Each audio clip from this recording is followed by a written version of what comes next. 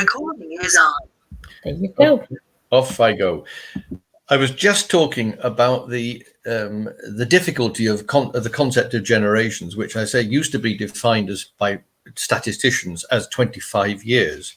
Now, the problem with that, of course, is it's really clumsy. I'm 72. I have absolutely nothing in common with people, if they exist, who are 25 years older than me, and pretty much little in common with those 25 years younger. And yet we can easily be treated as the same generation.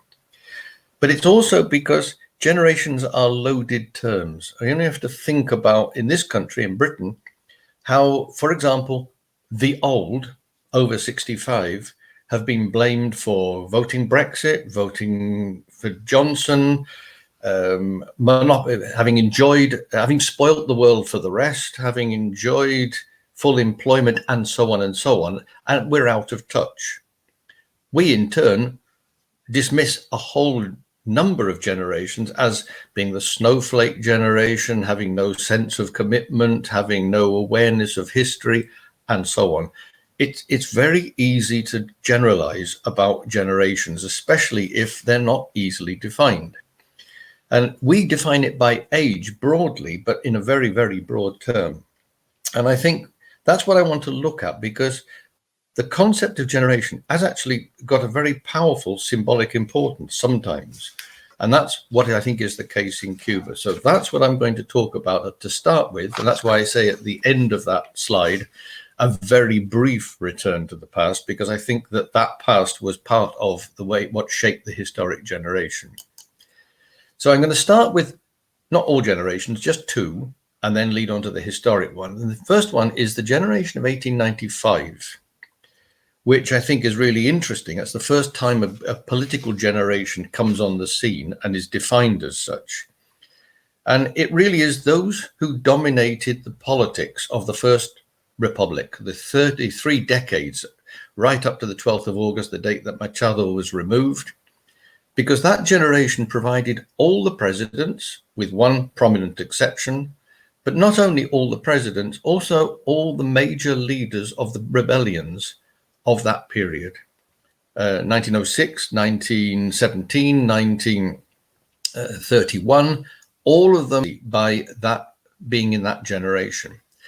Now, the exception is an important one, because the exception actually was the one that created the concept of a defined generation. And the exception is Tomás Estrada Palma, who did not fight in the war, who inherited the leadership of the Partido Revolucionario Cubano from Martí in the United States and remained in the United States with US citizenship, even after he was elected, unopposed as president.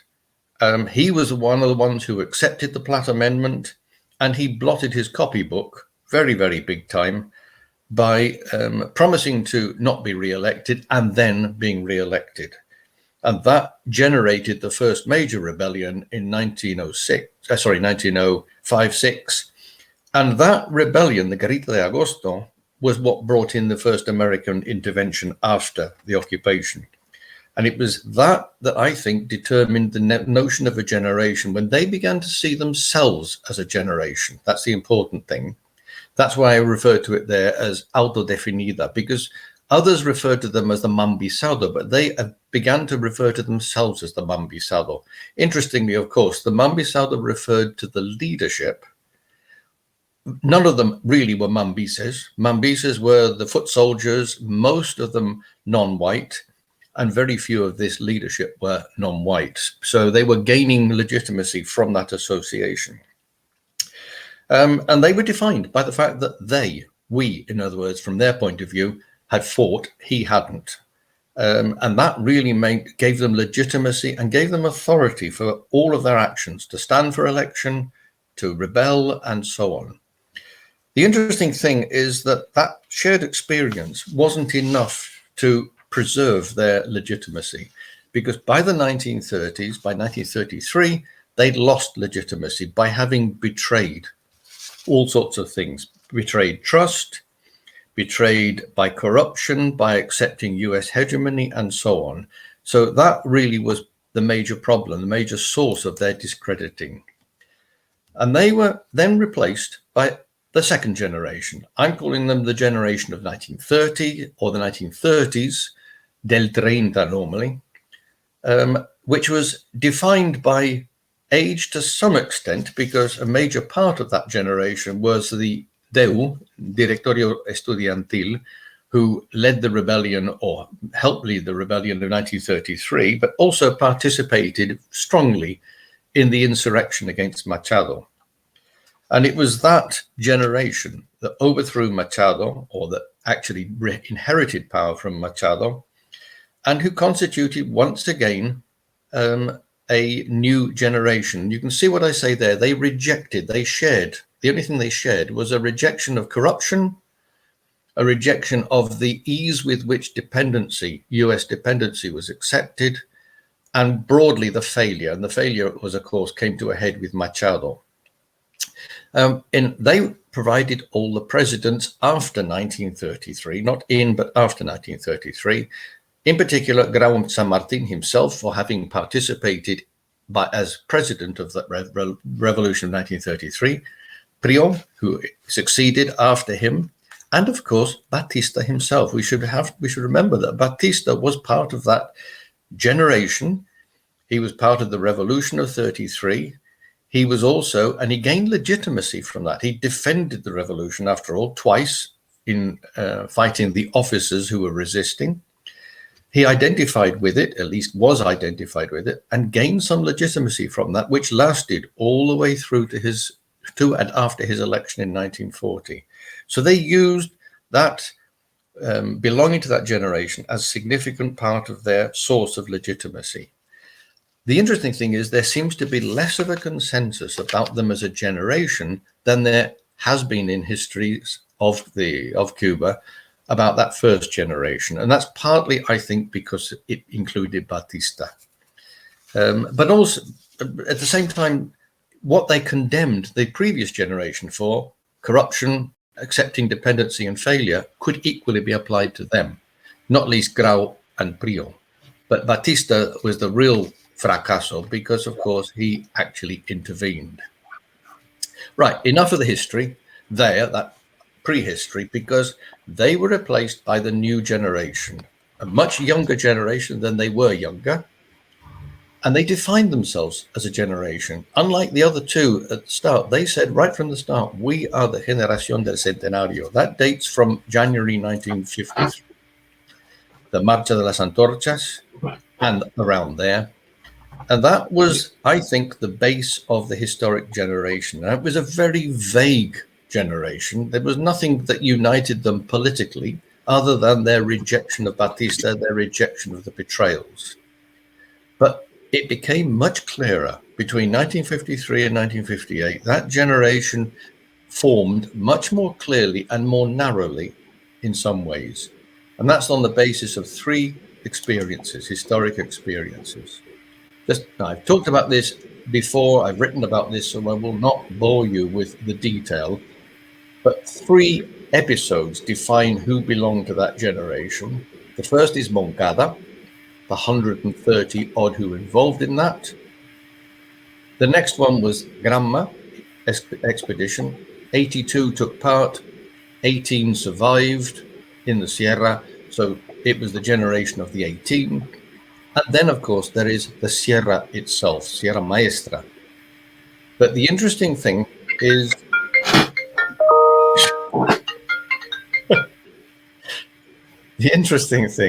that those three experiences, yes, they define membership.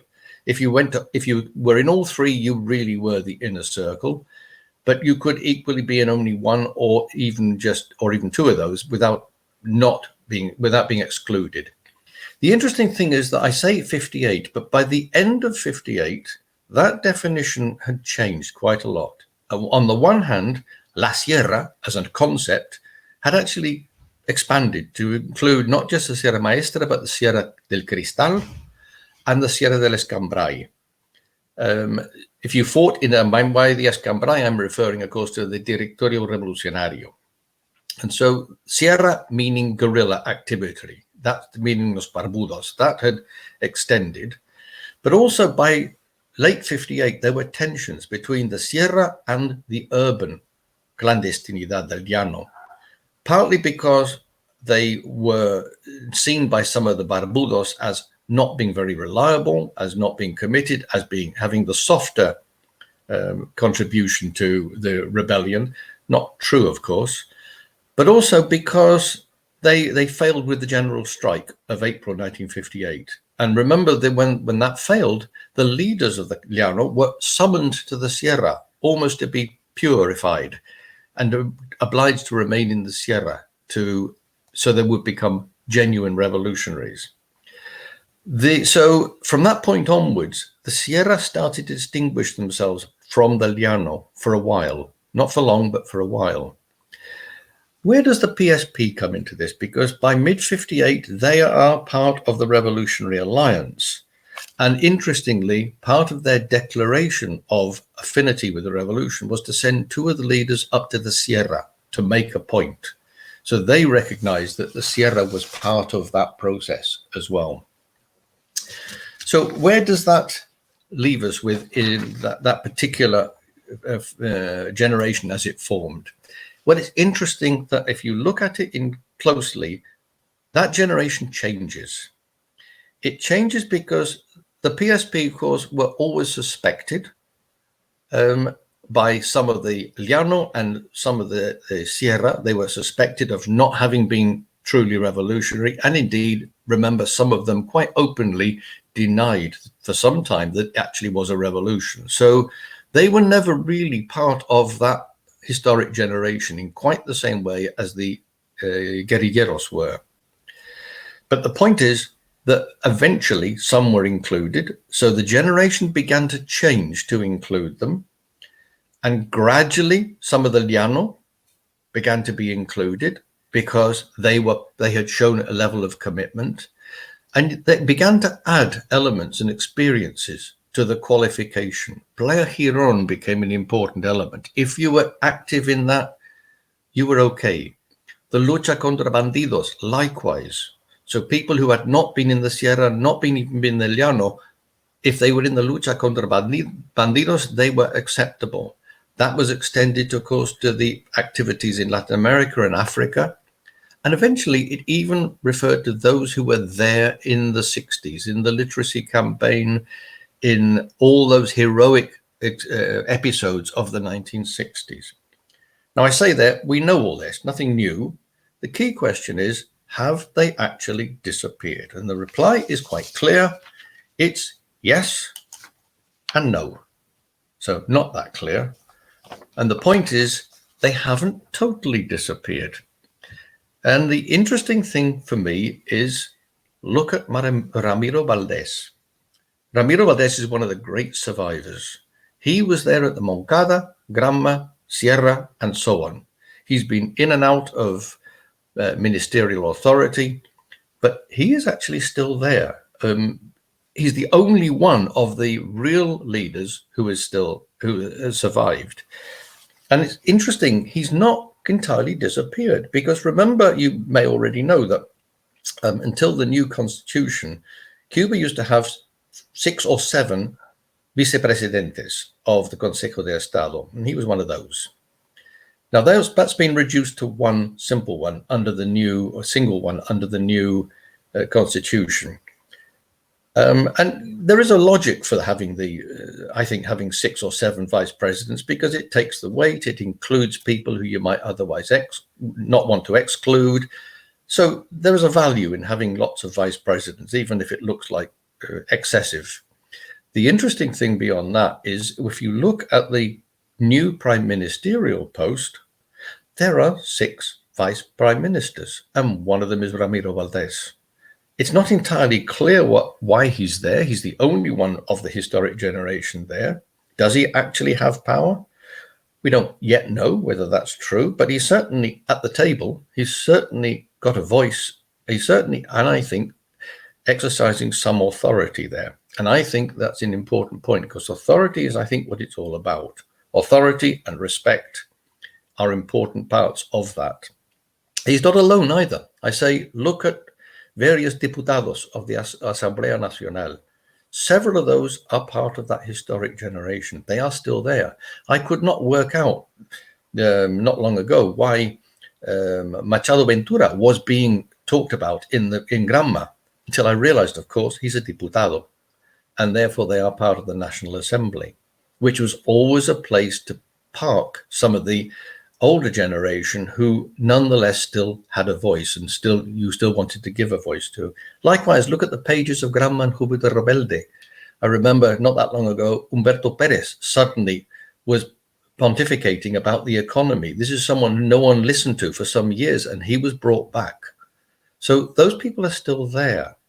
And it therefore means that to some extent that generation is there as some sort of generation. I say up to a certain point. And I'll finish by saying why I think that might be significant. I say they've still got authority. After 6 decades, remember the previous 2 generations within 30 years were discredited. Well, that's not the case with this generation. They still got a high level of authority, deference, if you like. That's another way of looking at it, although I don't think they're the same after 6 decades. And they are also therefore accorded respect, and the importance of respect within the system for the individual while alive is important. So respect means they have to be included if they're there, if they contributed. And that includes, of course, those who, as I said, qualified by being in Playa Girón, Lucha contra Bandidos, and so on. And I think the fundamental issue for me is that principle of inclusion. I've always argued that the Cuban system, especially under siege, has always relied much more on inclusion than exclusion. I'm not saying they haven't used exclusion, but inclusion rather than exclusion, on the grounds that actually you need to include everybody, because if you don't, you've got a problem. And that, of course, means that some of those people who are now still included actually represent a voice for the older generation.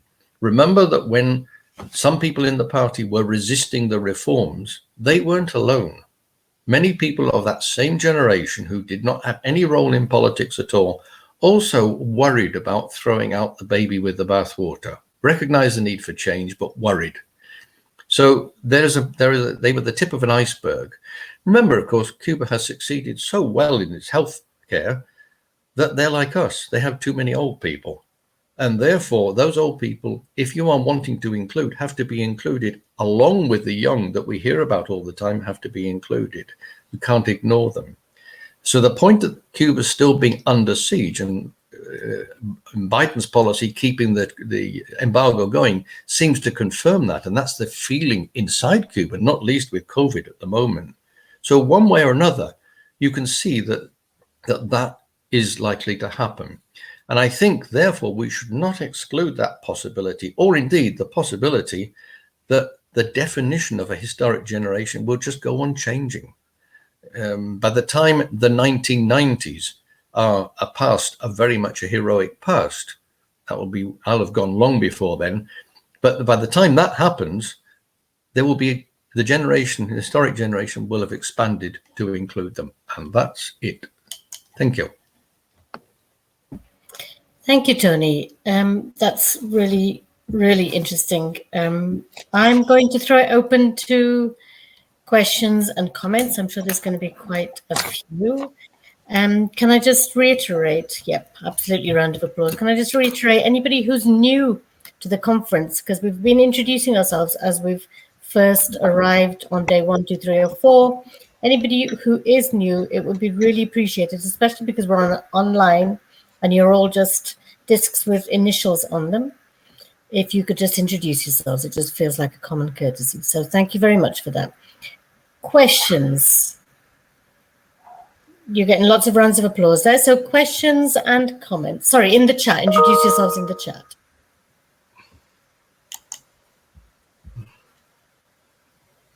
Okay. Un comentario.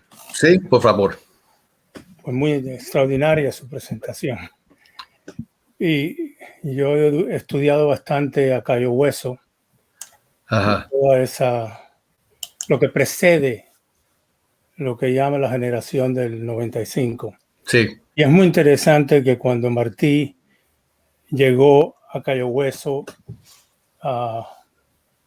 en esos días que luego fundó el Partido revolucionario cubano, cuando la Madrid, que era el líder principal en Cayo Hueso en aquel momento, se vio con él en la calle Duval, se dieron un abrazo y el abrazo era que la Madrid le dijo a Martí, abrazo a la nueva generación.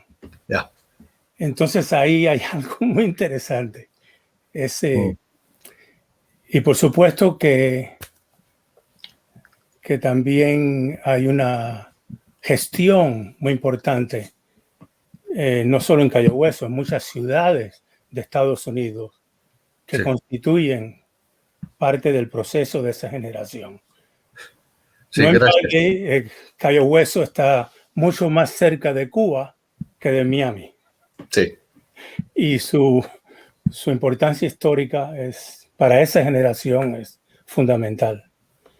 Gracias. Fue una gran reconciliación porque se acuerda como excluyeron a Martí por no haber estado en el 68. Todo eso es muy... Pero de nuevo los felicito por aplicar el concepto de generación que es tan difícil. Yo estudié con José Arrom, que le dedicó toda una vida Sí. a la cuestión de las generaciones y es un tema que a veces hay generaciones cada 3 años. Es un poco difícil. La generación del 27 y la generación del 36. Sí, Pero sí, no claro. obstante, son fechas importantes. Sí. Gracias. Gracias, Enrique. Do we have other comments, other questions?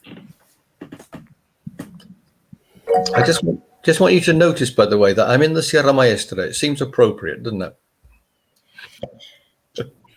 Yes, I know. Eloise first and then Arnold. Please go ahead. Well, I just really like your paper and the way you very well organize this idea of the generations. It's so funny. I've been working on the Cuban Revolution for so many decades, and I really hadn't given much thought to this separation of the generations. And I think I really appreciate that paper and your ideas. Thank you. Thank you. Arnold, over to you. Well, of course, it was fascinating. I mean, some of the things, I know that you've written about several books on that, on the actual history, the concept and all that, but what you said today, talking about 2021, the situation is different.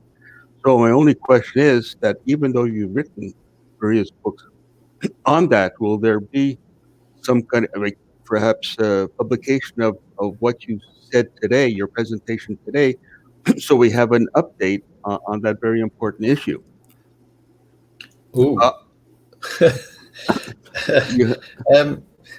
have to describe that as a work in progress. Okay, good. I'm speculating at the moment, but on the basis of whatever I've recently written, which was about that whole inner circle, outer circle, yes, and the qualification of it. I suppose in a way the one that's just come out probably does deal with some of that, but not explicitly as generations, partly because I worry about generations. I think it's too easy to slip into a kind of oversimplification, not least because generation has, in that sense, in the political sense, not a lot to do with age necessarily. It's to do with breaking with the previous establishment. That's the crucial thing. But thank you for that. I will look into that and see whether I've actually got it in me to do it yet another thing out of that text. María says in the chat, ¿cómo entender esas otras generaciones como las nacidas posterior a 1990, que por supuesto tendrá de una u otra manera un lugar en la historia y que están marcadas por otras circunstancias? Gracias, María. Sí, perdón. Sí, es interesante que ahora la generación las generaciones que se definen en Cuba y aquí también tienen un turning point, watershed, que fue, por ejemplo, 2000 y luego 2001 y en Cuba 90, 89, 90. Entonces, a veces una fecha concreta, un episodio, un evento, un suceso importante nos ofrece un punto importante, un punto de cambio, pero nunca es un punto de cambio. Todavía es una simplificación de algunas verdades que vemos en general. Yo no sé si se responde bien, pero es interesante que cuando se habla de generaciones, la generación joven y los viejos en Cuba y aquí también en Inglaterra, pensamos en edad y no en experiencia, no en las experiencias concretas. Eso pasó en Inglaterra con la muerte de los que sobrevivieron a la Segunda Guerra Mundial. Ya no hay otras generaciones, aparte de la generación a la cual pertenezco yo, del Estado benefactor que se creó en 48. Y por eso tengo buena pensión, por eso tengo salud, por eso tengo etcétera. Y eso me distingue a los jóvenes. Incluso la gente 10 años menos que yo. Es decir, yo tengo pensión buena. Los de 50 años, 55 años, no lo tendrán. Entonces, tengo suerte. Eso me distingue. Es un problema enorme porque yo entiendo su problema, pero no puedo compartir cómo se siente. Gracias, Tony. Otro comentario, otra pregunta. María, ¿quieres hablar? Y Alfa. María, ¿quieres decir algo? Y después Alfa. No. No. Bueno, Alfa, ¿quieres hablar o quieres usar el chat? Hablar.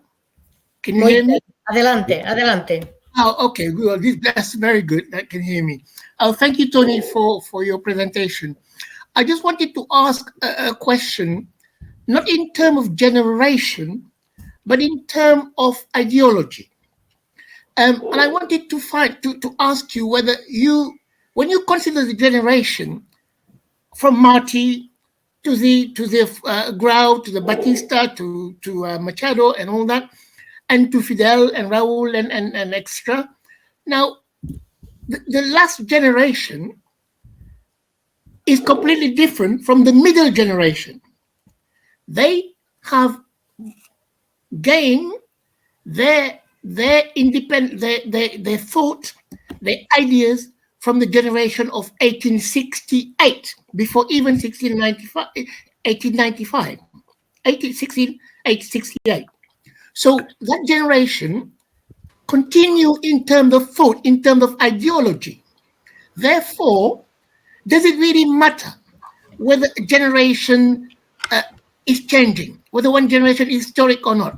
Is it not what is important is the ideological thought that carry out this present generation into developing the nation that they're building and the socialism that they're building, rather than insisting on the actual age, on the actual period, but see the continuation from the generation of 68, of 95, and go straight into the 58 generation, because the linkage is there rather than the one in the middle, because of ideological thought rather than period.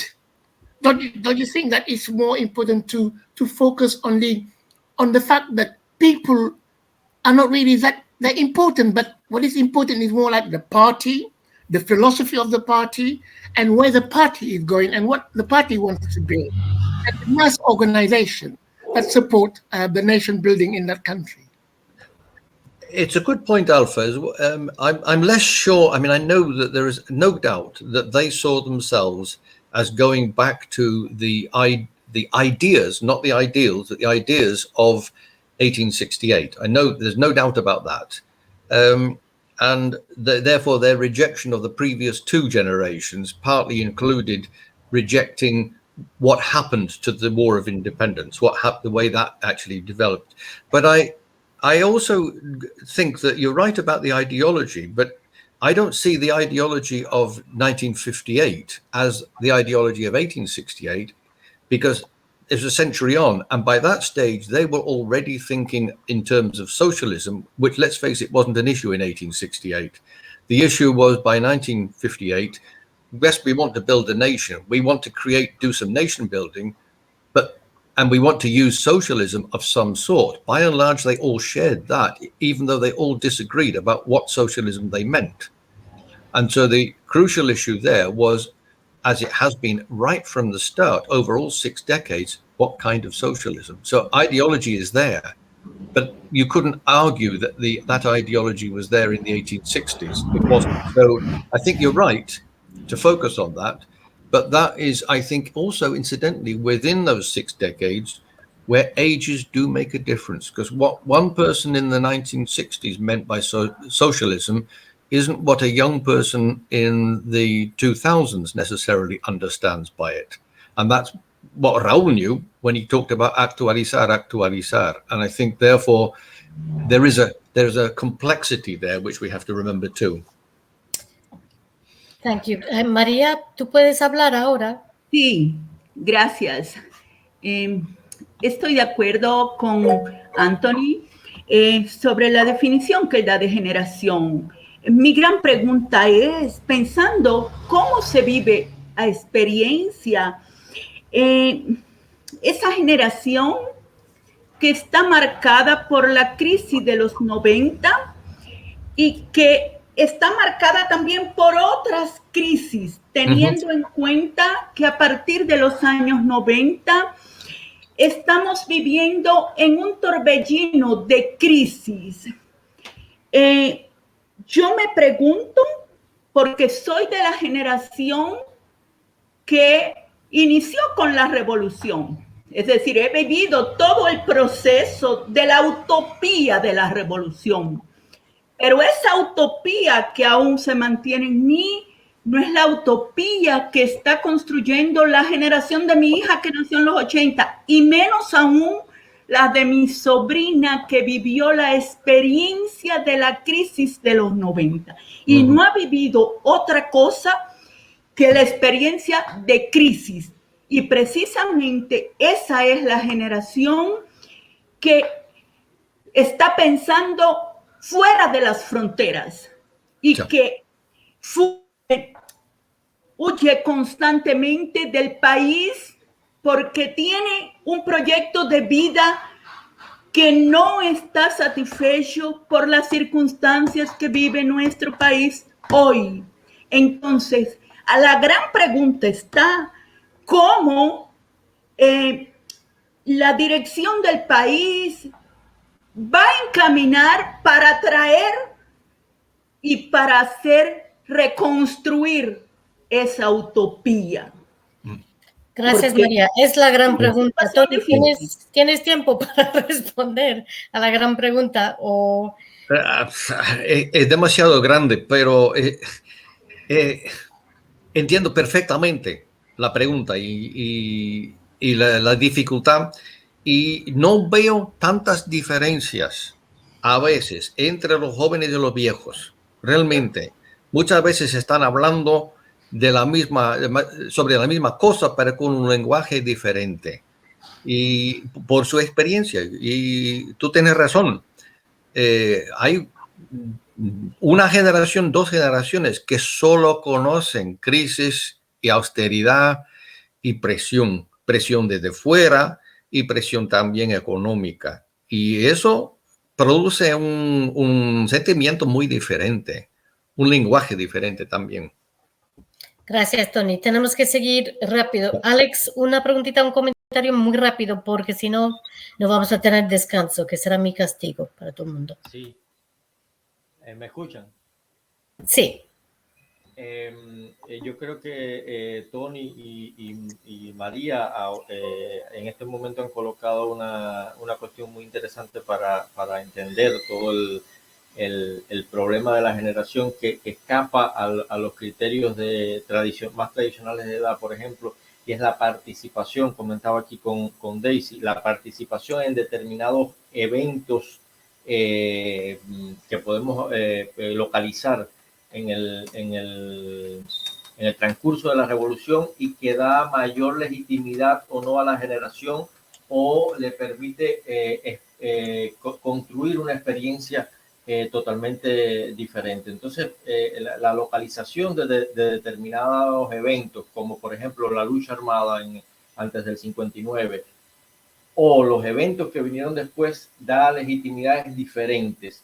Y la vivencia de esos periodos, la vivencia de esas crisis, también nos coloca en posiciones diferentes para relacionarnos con el proyecto social, político-social, como yo lo llamo, cubano, y creo que son elementos interesantes para comprender la noción de generación que compartimos, o la pertenencia o no a determinadas generaciones, o como dice Tony, como los de diferentes edades nos hablamos las mismas cosas, experimentamos las mismas cosas o nos ponemos en determinadas posiciones, aún teniendo edades tan diferentes. Gracias. Gracias, Alex. Alex, muy interesante. Y todo eso remonta a la ponencia de Anne al principio sobre los jóvenes y una subjetividad amplia, abarcadora. Gracias, Tony. Vamos a ir corriendo porque si no, no habrá descanso. De hecho, claro. Yo no soy matemática, ya lo saben, y hay un pequeño error en el programa, entonces vamos a tener un breve descanso y el panel sobre Cuba en el mundo, Cuba in the World, va a empezar a las 1:15, 15 minutos antes de lo puesto en el programa, ¿ok? Para que los ponentes tengan su tiempo adecuado. Bueno, voy a compartir ahora entonces el video de Rosie Smith y Lauren Collins, The Impact of Generational Perspectives on Research on Cuba. Y me dicen si lo pueden ver y escuchar. Muchas gracias. Bueno, yo no lo puedo ver, así que vamos a ver. No, vamos a hacerlo de otra manera. Ok, me disculpen.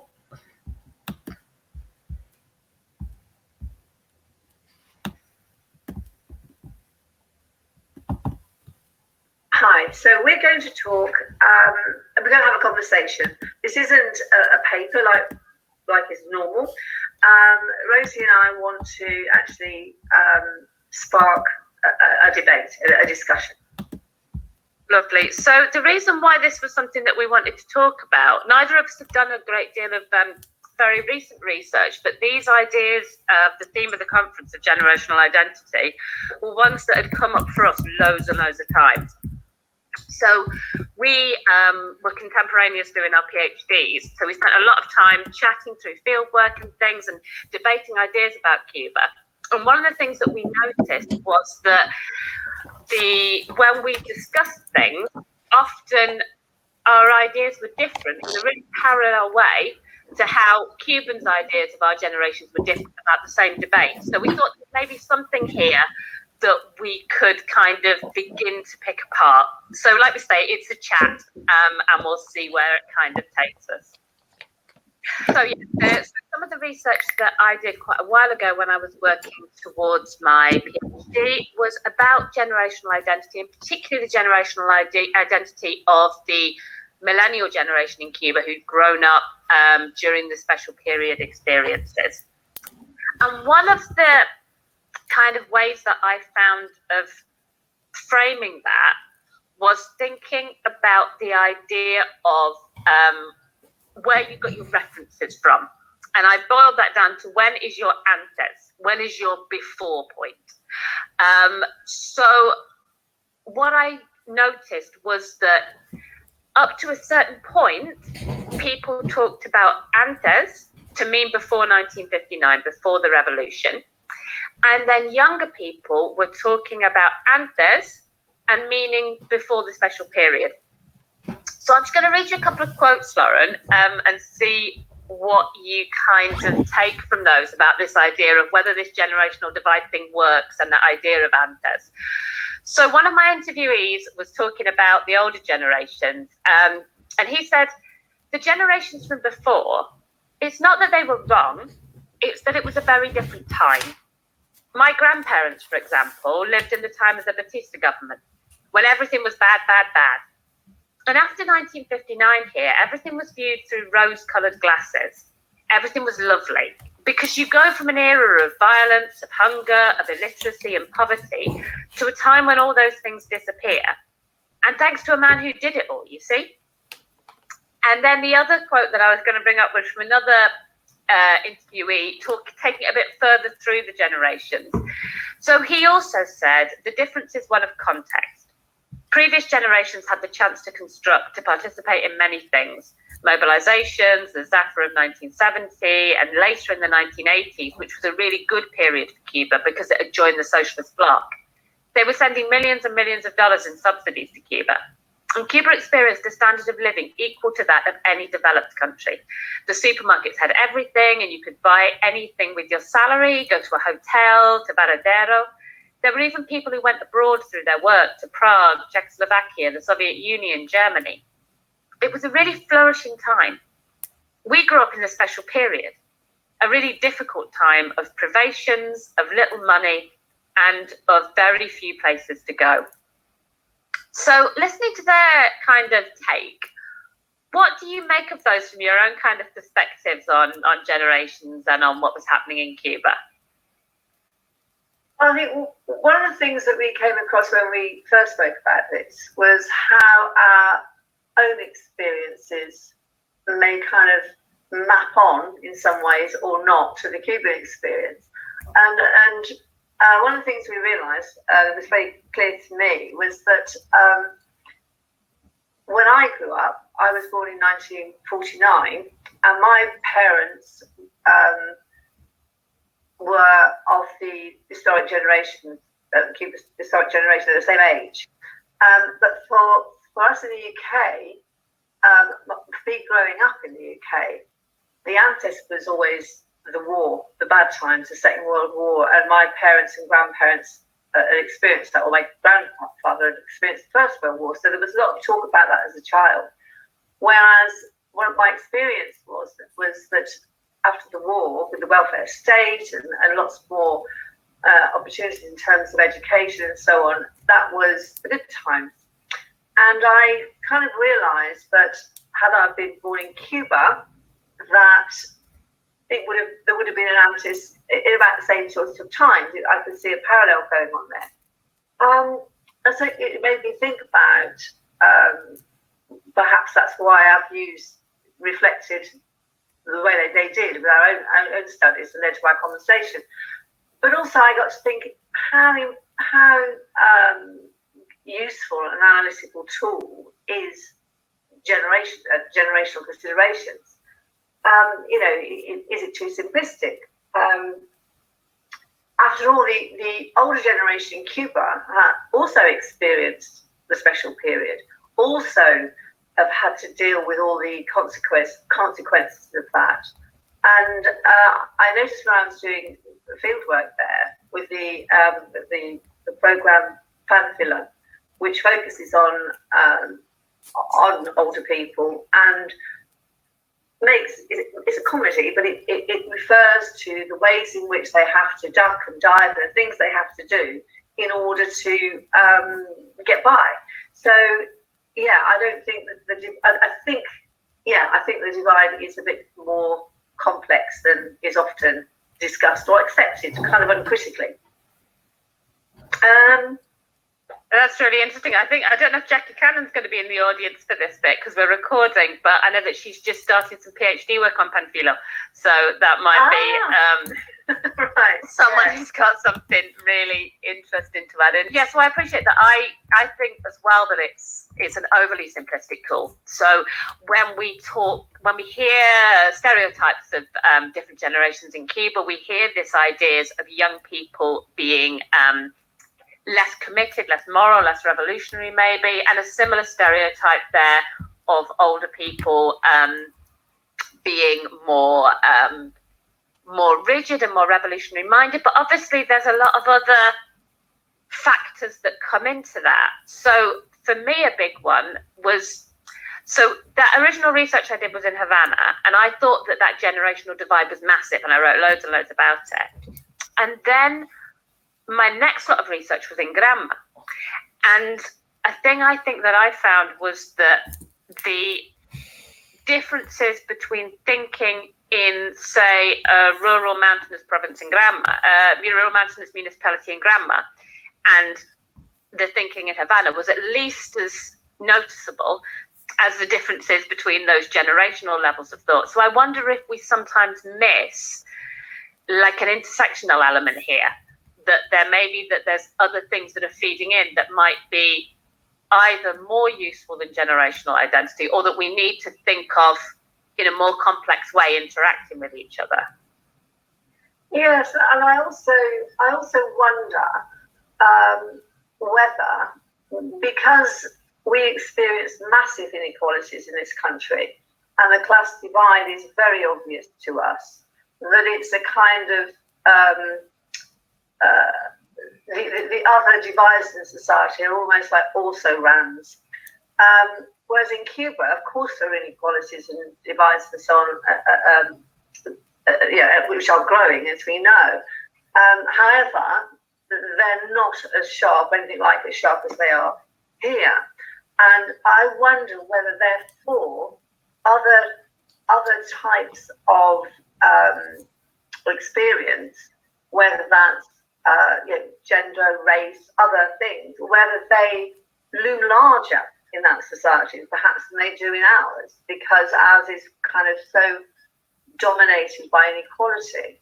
I'm not saying that we don't discuss other things, but how it plays out differently in Cuba is the way it does here. Yeah, that is interesting. I mean, I think that in itself is a generational identity thing, because I would say that within the British left, there is a greater tendency within the older generation to focus on class and economics, and a greater tendency within younger people to focus on identity politics. I think one of our weaknesses on the British left is that those two sets of ideas aren't talking to each other. And like my own view is that they're entirely the same thing, that there's not a way of pulling apart those different inequalities. So yeah, I think that's an interesting generational one from our own perspective. But maybe in Cuba, are some of those things kinds of visible proxies for class? So some, particularly now we're back in, particularly now that remissions are such a big influence on people's economic success and so on, and they're so racialized, are some of those things like racialized identities and geographic identities and so on, are they acting in some ways as proxies for class and in proxies for economic power?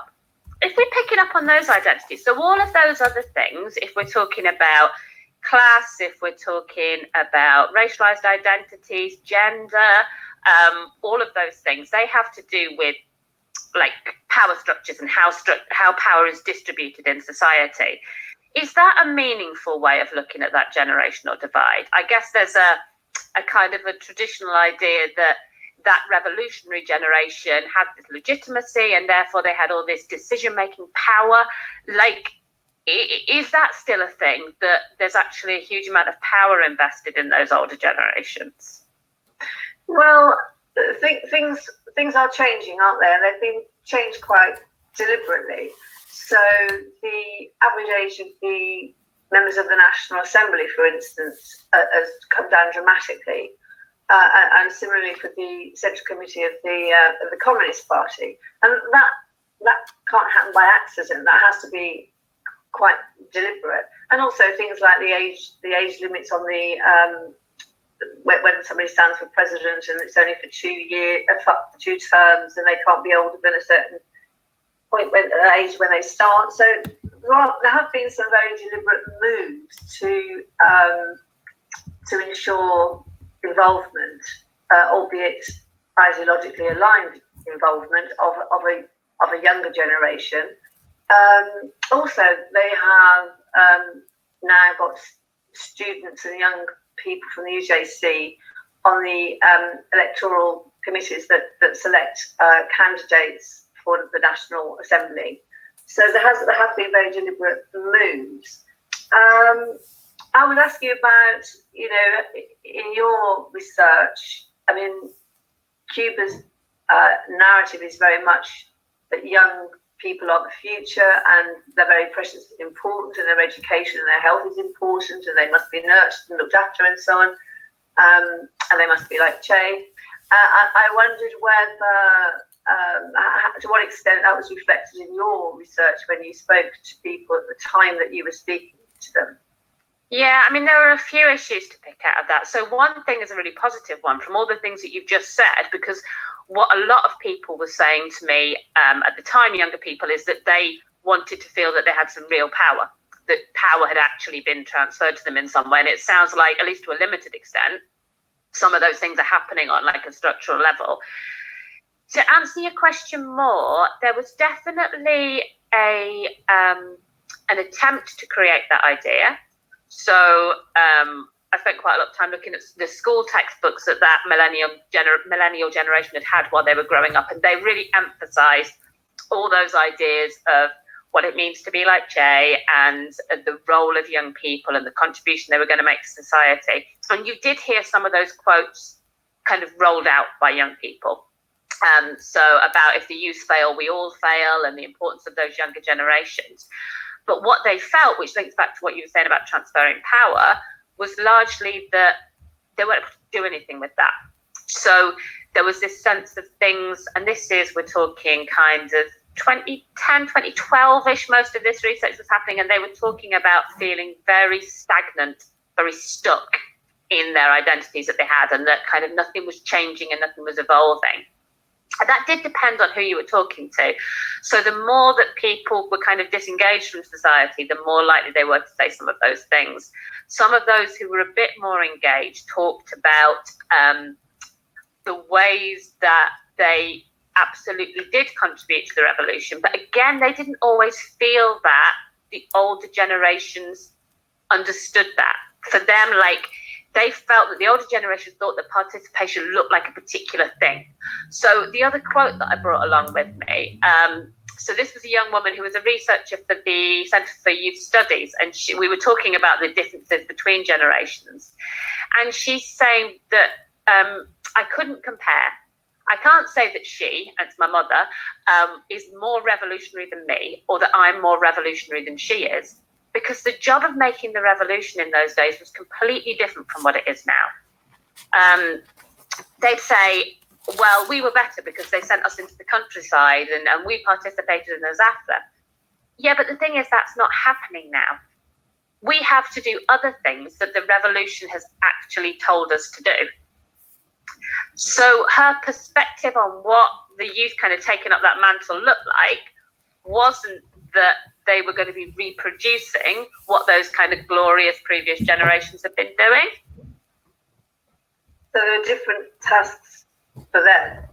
And now it's quite interesting to think about climate change. The sort of one of the things that you hear all the time in the UK and perhaps in other wealthy countries is that it's the older generation that's caused the problem with climate change, who've been profligate and self-indulgent and so on, and now look what's happened. And the younger generation who are wanting to rescue that for their future. Now in Cuba, I mean, how does that play out in Cuba? We know about Tarea Vida, we know about the project, Project Life, we know that there's a huge amount of work being done. But I'm not aware of that sort of narrative there whatsoever. Have you experienced that at all? What's your take on that? So I think we're talking about three different generations here. So there's the ones that we've looked at. So there's a generation that you can identify with, and you've got those links. There's the one that I studied, which is very much my generation. But much as I'd like to think that was youth, that's not youth now. So in terms of what those people were doing, we had those traditional revolutionary tasks. The lot that I was looking at were very tied up in that kind of battle of ideas period. So the ones who were socially engaged were often, they were either part of those projects, they were young social workers, young teachers, or if they were like more traditional university students, they'd be involved with all sorts of kind of social projects around those changes. The new lot, the ones that we would say were kind of Gen Z here, I've got much less of a sense of. I've got a huge sense of what they're like in the UK, because that's the people I teach day to day. And I find them, to take my cynical researcher head off, I find them incredibly inspiring at the minute. Like, if I think back to what the UK millennials were like, I think there was a real kind of post this, post that irony about things, and that things, there was like a distance from everything. And what I see in young people in the UK at the moment is a huge amount of fear about climate change, a huge amount of fear about what's happening in the world, and a real kind of uncynical, sincere desire for it to be other than that. Like, I don't know how strategized it is yet, but I feel that there's a huge amount of potential for change there. And also that they've been a really useful and important generation. Like, through COVID, like, they were so demonized, students, but I don't know what we'd have been doing without young people. Like, who's been doing the warehouses and bringing the Deliveroos and working in the supermarkets, and all of those things have been that younger generation kind of keeping things going. Plus organising themselves into voluntary brigades and doing shopping for individuals and so on. Yeah. And food banks and stuff.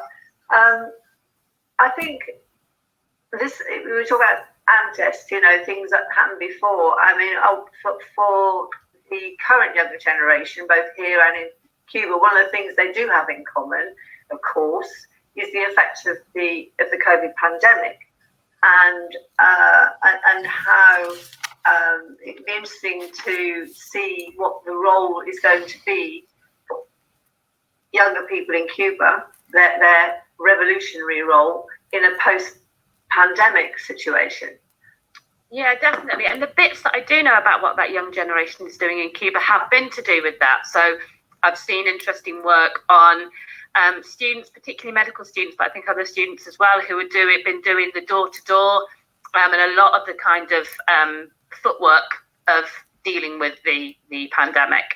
So yeah, whether that's their antes, like before that, I would have said that the death of Fidel would have been the next antes, but maybe COVID supersedes even that as a kind of a moment of significance. So anything else that we've kind of missed out that you wanted to speak about before we finish? Well, we didn't actually touch specifically on women and the role of women and women's experience. And I kind of would like to say something about that, because in our original conversation that we referred to earlier, the one that we had when I think we were in Cuba maybe, I remember saying to you that I had thought at the very beginning of before I embarked on my doctorate at the beginning, that as someone in this country who'd been a political activist, trade unionist, and I'm a community activist, had I been born in Cuba, would I have been all of those things? That was one of the questions I had in the back of my mind. And as a woman, I can see that the whole of the FMC and the change in women's rights and all of that would have been so appealing to me. And I most certainly would have been involved in that. And reading about the Congress, the first Congress of the FMC, and what happened there, and the fact that they had birth control and abortion, and even, although it didn't work out very well, the family code where men had to help at home and so on, it would have been so tremendously exciting, because those are the things that we were still actually fighting for here. So, yeah, I think it would have been good to, we've now talked about, well, at least I've spoken about a bit about women and how I would have felt as a woman at that time. Yeah, I think that is quite significant that we recognise that in ourselves as well. We're not just looking at intersections that are happening there, we're also looking at the intersections within how we look at things. So my one might be like a lot of the young people that I was speaking to, that millennial generation, were talking about the 1970s and the 1980s as this kind of utopian time almost. As somebody with a queer identity, I don't think that I would be looking at Cuba in the 1980s and thinking of that in a utopian way. So I think, yeah, I mean, we're always kind of left with all of these things are complicated in whatever we look at, but they're also really complicated in us and how we look at them as researchers. So I think these conversations are quite helpful in reminding us that every time we look at something, we look at it through this really complex perspective of all the things we already know. And also to be aware that although it's complex, it can sometimes be restricting in the way you think. So I'm just going to leave the questions up on screen while we have the discussion. So how far do we feel that generational identity is a useful tool for understanding Cuban society? And how are today's young people seen in Cuba, particularly in terms of their social role and their role in making the revolution? Okay. Thank you so much, Rosie and Lauren. I don't think either of them are able to be here for very, very good reasons. Aquí estoy. Rosie, muy bien. ¿Estás Yeah, aquí? Excellent. Español or English, it doesn't really matter. I think what we're going to do is just go through to 3:15. So there's about 10 minutes, and then we're going to go straight into the next panel because we are running a little bit late. So anybody who's got any comments, anybody who's got any questions, just carry on. If you're waiting for the next panel, go and get yourself a drink or whatever it is, and we'll just do it that way. Questions or comments for Rosie and Lauren? Preguntas y comentarios para Rosie o Lauren.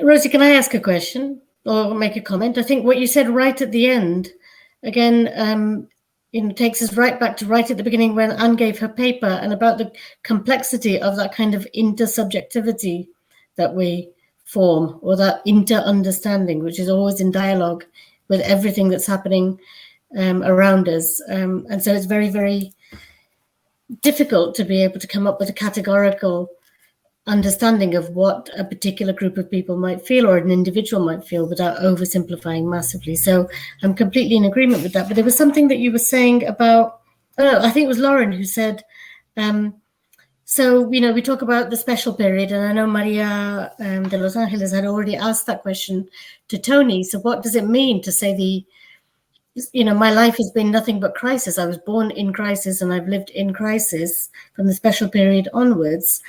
And Lauren said that older people had also experienced the special period. But I think what's really interesting is not generation, but it's life stage, right? So life stage, the stage that you are in your life, and the social expectations, the cultural expectations that go with what you're supposed to be doing at that age.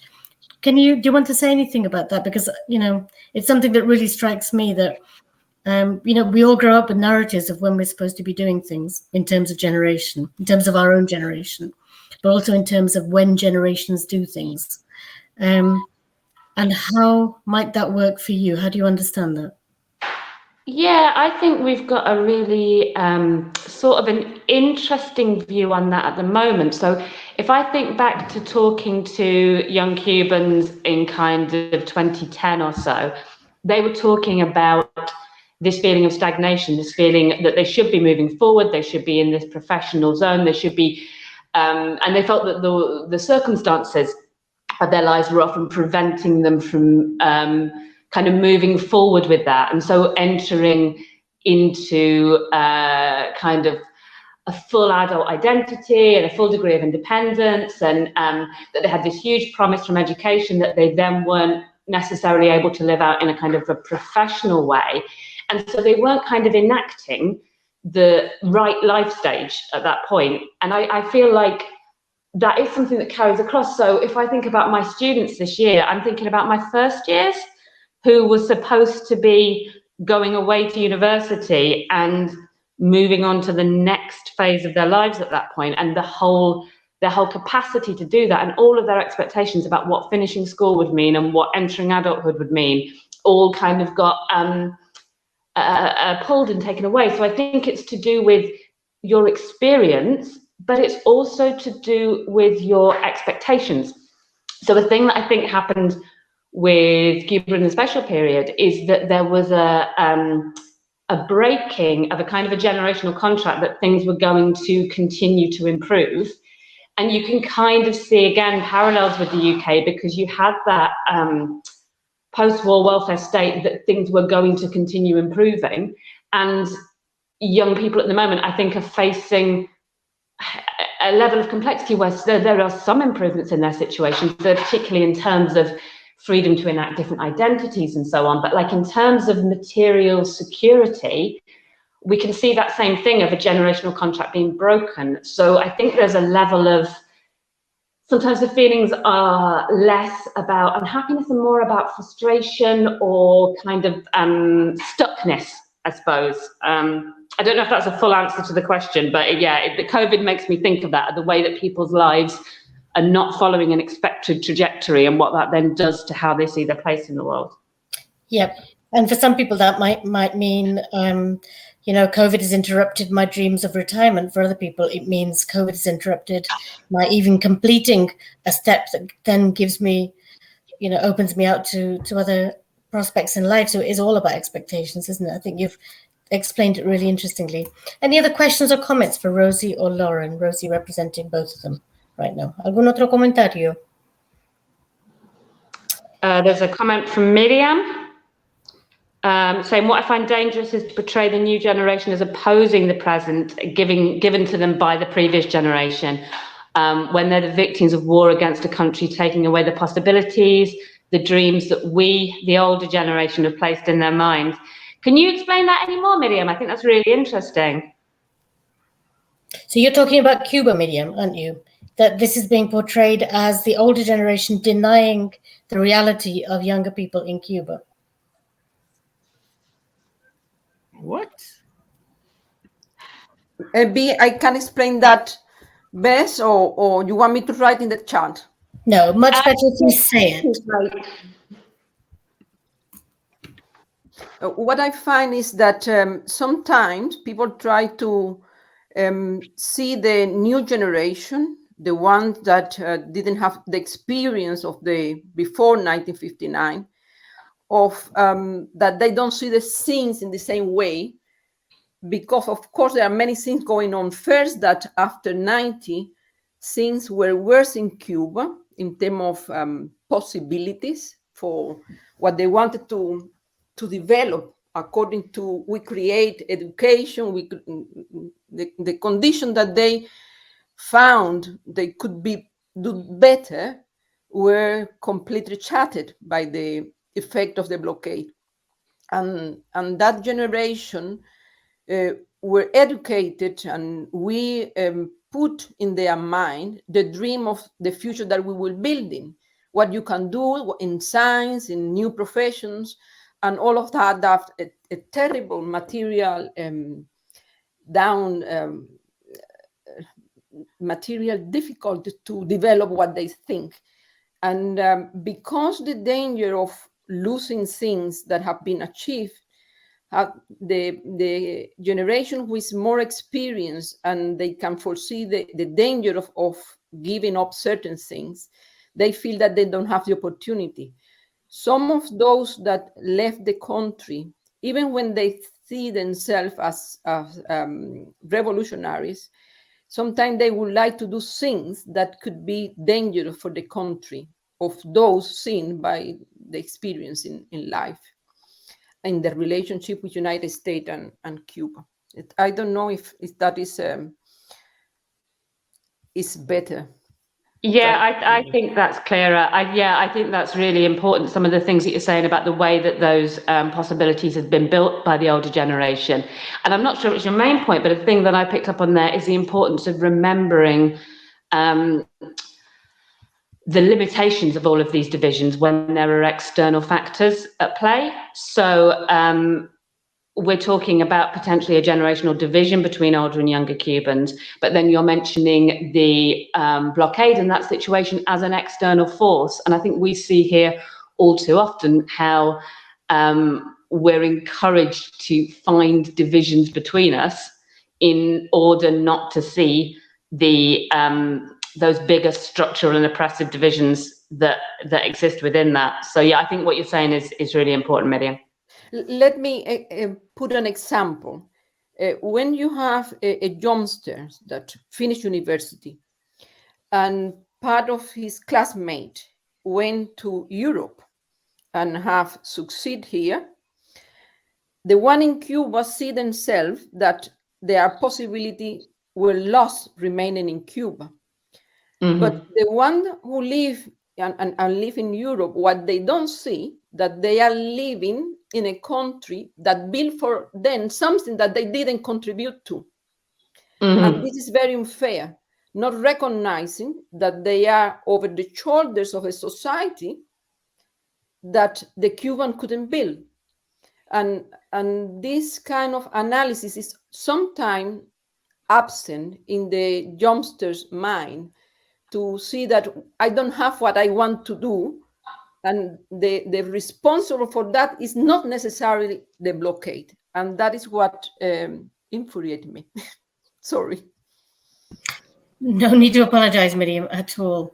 No need to apologize. Rosie, do you want to respond? Or I think Miriam said very clearly that point. She's expressed it very clearly. Is there anything that you'd like to say just to finish? No pressure. Or anybody else?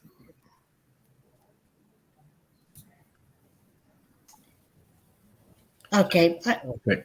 Yeah, that's it, I think, isn't it? I think it is. Okay, so we are going to just move seamlessly on to the next panel, which Tony is going to chair. That is session 15. Yeah, I can. Sorry, go ahead, Paul. It's okay. I think we're going to move on, Rosie, unless you've got something really important to say. Yeah, we're going to move on. May I say something very quickly? You're going to have to be very, very quick. Okay, it's just the dialogue was extraordinary, but there are dialogues that are being codified in literature and in film that would add to the discussion. For example, Padura in La Neblina del Ayer, he has this dialogue about cansancio histórico, which is a very important point when it comes to the new generation. And in that work, and also there are the new filmmakers, there are two films, one called Degeneración, 2 words, and another one called Regeneración, 1 word, which treats this subject very well. And I think it would be, for those who are interested in this, should look into artistic expression to sort of like complete the study. Thank you. Thank you, Enrique. That's really useful. Okay, I'm going to hand over to Tony then to introduce the next session. So we have 2 speakers who are live, and we have at the end from Jacqueline Laguardia a video which I'll play. Over to you, Tony. Okay, many thanks, Pat. I'm going to say to both Liam and Mervyn, I hope you don't mind, I'm going to have both papers end on, which will somehow allow us to have slippage, to avoid the slippage with the questions. Jacqueline's is 20 minutes, isn't it, Pa? Is that right? 17 minutes. 17 minutes. So, okay, I will time it for that then, in which case let's keep moving on that one. So, Liam, can you start the ball rolling? I'll introduce Liam Pritchard, University of Nottingham postgrad, who is working, as you can see from his title, on Burkina Faso and Cuba. And no one else has ever worked on that, as far as I'm aware. And so he's really got that topic to himself, and therefore he is the expert. And away you go, Liam, and let us enjoy your expertise. Thanks, Tony. Just going to start by asking if my slide's working okay. I can see it. Is it progressing? Yeah. Yep. That's okay then. Okay, yeah, just for those who don't know me already, Tony's just introduced me. I'm a postgraduate student at the University of Nottingham, and today I'm just going to give you quite a broad overview of my research to date, which focuses on Burkina Faso and its relations with Cuba. So thus far, most of my research is focused on contextualizing Cuba's relations with Burkina Faso during the revolutionary period of the 1980s. So looking at West Africa more broadly, and the radical regimes that predated that of Burkina Faso. So yeah, so just quite a brief overview of my thesis objectives. So essentially it is a case study of Cuba and Burkina Faso's relations, although not just the conventionally understood relations, but also Cuba's influence upon the Burkinabè process. So in doing so, I would like to also reanalyze the nature of Cuban foreign policy. And essentially, I'm coming from a standpoint that in its relations with Africa, it is mostly, or it's most prominently, ideology that is the driving force behind Cuban foreign policy. As Mandela noted when he visited Cuba in the early 90s, Cuban foreign policy towards Africa has been unparalleled for its principled and selfless character. Liam, could I just ask you to speak a little bit louder? It's in the chat. Yeah, no bother, sure. And then also, as I've said, the aim is to reassess the nature of Cuban influence, which is very little spoken of, particularly in relation to Africa. And in doing all of this, I hope to shift the focus, which traditionally, if Africa is spoken about in relation to Cuba, is often to do with the war in Angola, the liberation struggles of Southern Africa, is to move that focus elsewhere, to some of the smaller missions which have received barely any academic attention to date. So yeah, so the first thing is to posit a new approach to understanding Cuba's influence. So traditionally, if Cuba's influence is spoken about, is often in relation to soft power, and the idea being that Cuba's policy is deliberately attempting to foster and wield influence over other countries. So obviously this theory developed originally in the 1990s and was in relation to the United States, but since then it's been used in relation to many other countries. But I would argue it doesn't really fit with the evidence when it comes to Cuba's foreign policy, which defies quite conventional approaches to international relations theory. The idea that Cuba, like any other country, is just purely acting of its own self-interest. And I would argue that Cuba's influence is actually something altogether more unique, and it's deeply tied to the character of the revolution, the fact that it has an ideological alternative which challenges neocolonialism. And thus I come to argue that Cuba's influence is in fact counter-hegemonic in the neo-Gramscian sense, that this is, something altogether different, that it is organic and it stems from the very example of the revolution, and in many ways also from as an unintended consequence of Cuba's internationalist ambitions. So Burkina Faso, my argument is perhaps the most revealing example of this in Africa. And I think this approach also relates a lot better to the Cuban perspective itself. And it's interesting to note that in recent years, officials have even described Cuban foreign policy as counter-hegemonic. So why Burkina Faso? As I've already said, I think it's mainly because the Burkinabè revolutionaries were so deeply inspired by the Cuban Revolution, and this is evidence, for instance, in its adoption of the slogans of the Cuban Revolution, but also in many small aspects, the practical ways in which they went about building the Burkinabè revolution. And they attempted to echo many of Cuba's major achievements with regards to health and literacy. And this was obviously recognized by the leader of the Burkinabè revolution, Captain Thomas Sankara. And this is the opening quote and title of my presentation. Cuba and Burkina Faso are so far and yet so near, so different and yet so similar that only revolutionaries can understand the sincere love that pushes us irresistibly toward one another. And this is a sentiment that's echoed quite often by other Burkinabè revolutionaries and people very closely tied to Sankara, this idea that the processes are almost one and the same, and that they are guided by the same revolution, that so close is their ideology. So yeah, to date, a lot of my work is focused on contextualizing this relationship, so looking at the process of decolonization in West Africa, and essentially upon independence the main thing is that Burkina Faso, which was then the Republic of Upper Volta, was firmly within the conservative camp of West African states. And though Cuba developed relations with the likes of Ghana, Guinea, and Mali in this period, and the interesting thing is that they too shared an ideological affinity with Cuba. So despite the fact that Cuba had expressed quite an interest in fostering strong relations with these countries, and there was early evidence of some of the main ways in which Cuba would cooperate with Africa, for instance, as it did with Guinea in 1961, giving free education to 15 Guineans. The relations didn't develop very far, and that's mainly due to events during the missile crisis, when these countries refused to allow Soviet jets to refuel on their soil.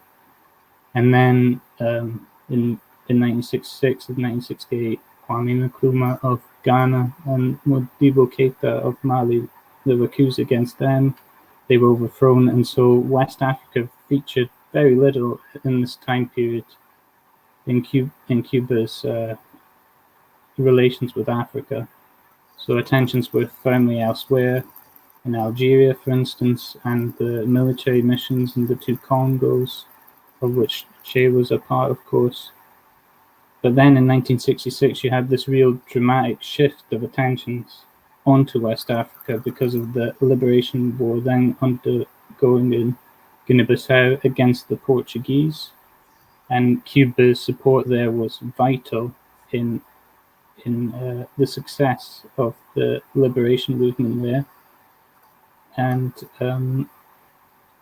so it's interesting to note during this time period, Cuba's relations are only with the radical states of the region. That's the only way they engage with the region.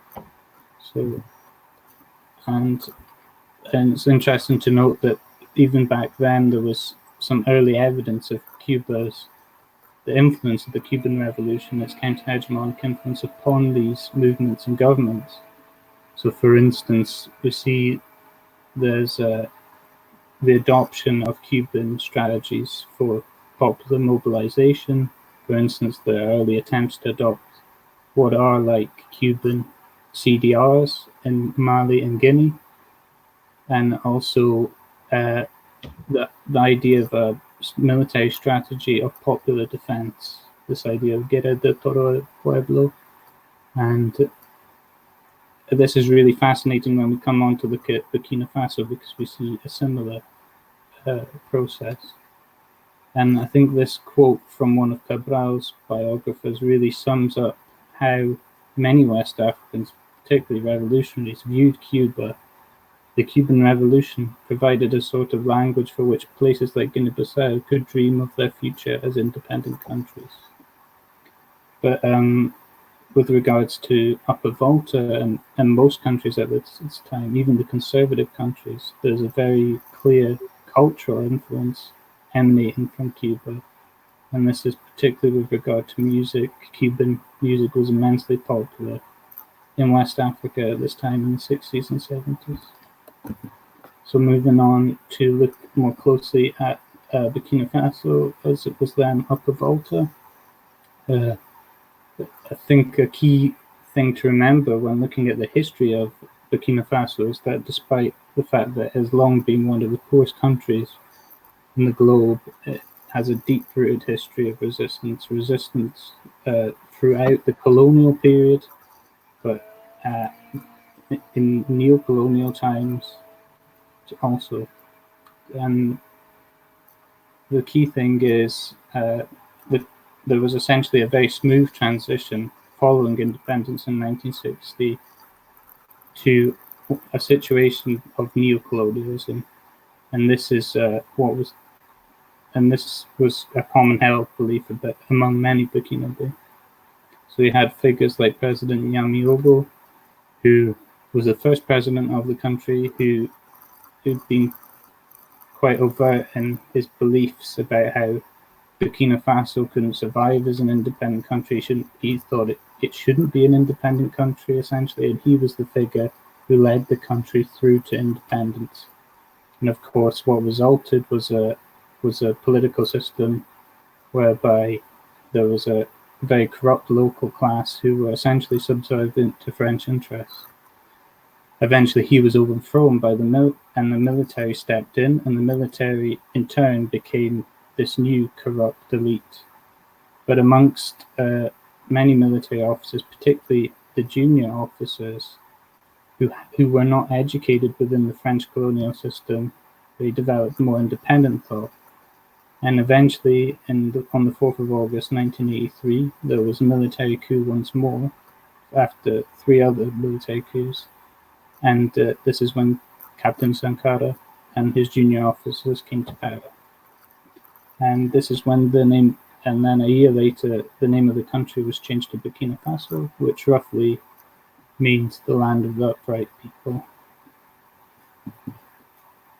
So, yeah, this is the main crux of my thesis, is analyzing the influence, trying to find the influence of the Cuban Revolution upon the Burkinabè process. And as I said before, it's very clear. It's very clear, and many of the Burkinabè revolutionaries point out that of all the countries and past revolutions which inspired them, Cuba was foremost. And a lot of the attraction to Cuba lay in the fact that the Cubans did not seek to impose their model upon the Burkinabè like other countries had. They had bad experiences with Gaddafi's Libya, for instance, and that's what attracted them to Cuba. So with the Burkinabè Revolution, you see the adoption of the slogan of the Cuban Revolution, and it becomes La Patrie ou la mort du vaincant. But also you see a lot of shared symbolism. Thomas Sankara is referred to as the African Che Guevara, and there are many aspects of this. But probably the most revealing example of Cuba's counter-hegemonic influence is the fact that Burkina Faso adopted committees for the defense of the revolution, and these were absolutely central to the revolutionary process. So through the CDRs, basically every revolutionary project was realized. So these CDRs were set up immediately following the revolution. They extended the state for the first time to beyond the cities and towns to the rural areas, and they were establishing community, workplace, and the military. And as I've said, there was a system of popular mobilization. So there were mobilizations at the local level. Many volunteered to help build schools, health clinics, programs of this like, many development projects. And they also served a military function, like the Cuban CDRs. And there was the same idea of popular defense as the most effective deterrent. As a poor third world country, it could only hope to defend itself if it could mobilize the entire population in defense. And so Liam, just letting you know, you've got 6 minutes left, okay? Oh, that's no bother, thank you. And so the greatest successes probably of the Burkinabè Revolution are these national campaigns, which were completely reliant on the CDRs to mobilize the populace. So, and again, we see Cuba's influence. There's clearly an emphasis to establish a public health system with an emphasis on preventative medicine. And in 1984, there was a mass vaccination campaign. They called them Commando Campaigns. And this campaign succeeded in vaccinating 2 million children. Again, in 1986, there was a mass literacy campaign, very much inspired by the 1961 Cuban literacy campaign. Again, hugely successful, reaching some 30,000 people, and there were many follow-up campaigns after that. And also, beyond the CDRs, we see the foundation of a pioneer and women's movement. So this slide really details how practically the direct assistance of Cuba to the Burkinabè Revolution. So the Cubans were very much inspired to help the Burkinabè because of its ideological similarity there. And so there was assistance, as there has been with many African countries, in healthcare, in education. Most importantly, 600 Burkinabè traveled to the Isle of Youth to undertake their education. But also there's some evidence to suggest that the Cubans were involved in Sankara's personal security and many other projects which Cuba committed assistance to. It's also interesting to note that they had a very clearly shared common foreign policy, and in 1984 they issued a joint communique outlining their shared positions on, and Burkina Faso, like Cuba, offered what assistance it could to many of the national liberation movements of the time. But on the 15th of October 1987, Sankara was assassinated, and those involved in this assassination were led by Blaise Compaoré, who would lead the country thereafter until 2014. He received foreign backing and very much wanted to return the country to the corrupt politics of old. But just a few weeks prior, on the anniversary of Che's death, Sankara had given his last public speech, in which he had quite poignantly said, while revolutionaries can be killed, you cannot kill ideas. And from there, Burkina Faso, obviously there was a parting of ways between Cuba and Burkina Faso. The new regime, while professing to undertake their own process of rectification at this time, actually did away with all the gains of the revolution, and the CDRs were very much made toothless. They no longer empowered people. And then this is just a little side point, but with regards to the proxy thesis, the Soviet Union is completely absent from this picture of Cuba-Burkina relations. So just looking at relations between Cuba and Burkina Faso since the revolution, Cuba, despite the regime change, was still committed to helping ordinary Burkinabè, and many of those who were undertaking their education in Cuba, those 600, remained on the island, though sadly many of them were blacklisted on their return to Burkina Faso because of their connections to the revolution. And to date, over 500 Burkinabè have graduated from Cuban institutions.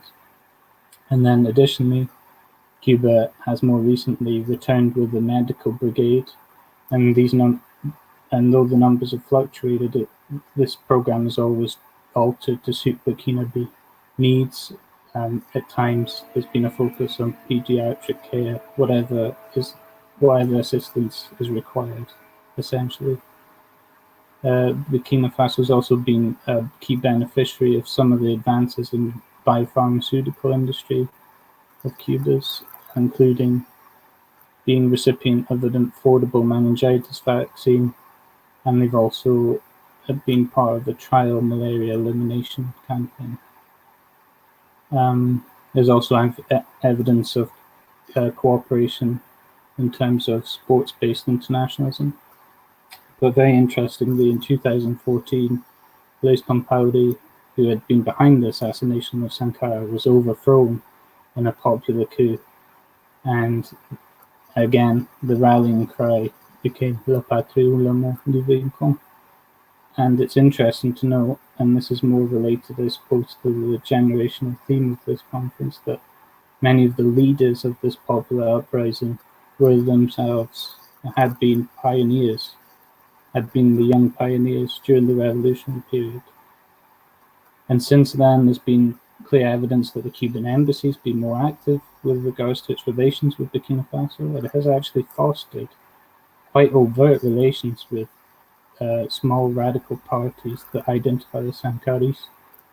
And it's interesting to note that today, the Burkinabe revolution, while there's a clear influence within Burkina Faso, this actually spreads across Africa. And in many places you see African radicals and revolutionaries cite Cuba and Burkina Faso as inspirations side by side. And you see this, for instance, in South Africa with the economic freedom fighters, and in Uganda with Bobby Wine. And yeah, well, this is my conclusion. So I've tried to argue throughout this that Burkina Faso is perhaps the most revealing example of what I would term Cuba's counter-hegemonic influence. And very much over the course of relations between the two countries, the relationship has been quite characteristic of how Cuba has interacted with the region in terms of internationalist assistance, particularly in the areas of healthcare and education. I think this again is quite a poignant quote from Santiago, and which he gave upon receiving the order of Jose Marti in his first visit to Cuba in 1984. It is no accident at all that our national slogan is captured in one you know so well: homeland or death, we will overcome. Thank you. Many thanks to you, Liam, for that very thorough, very comprehensive presentation, and for, above all, at this particular case, keeping to time. So what we'll do, as I said, is we'll move straight on to Mervyn's paper.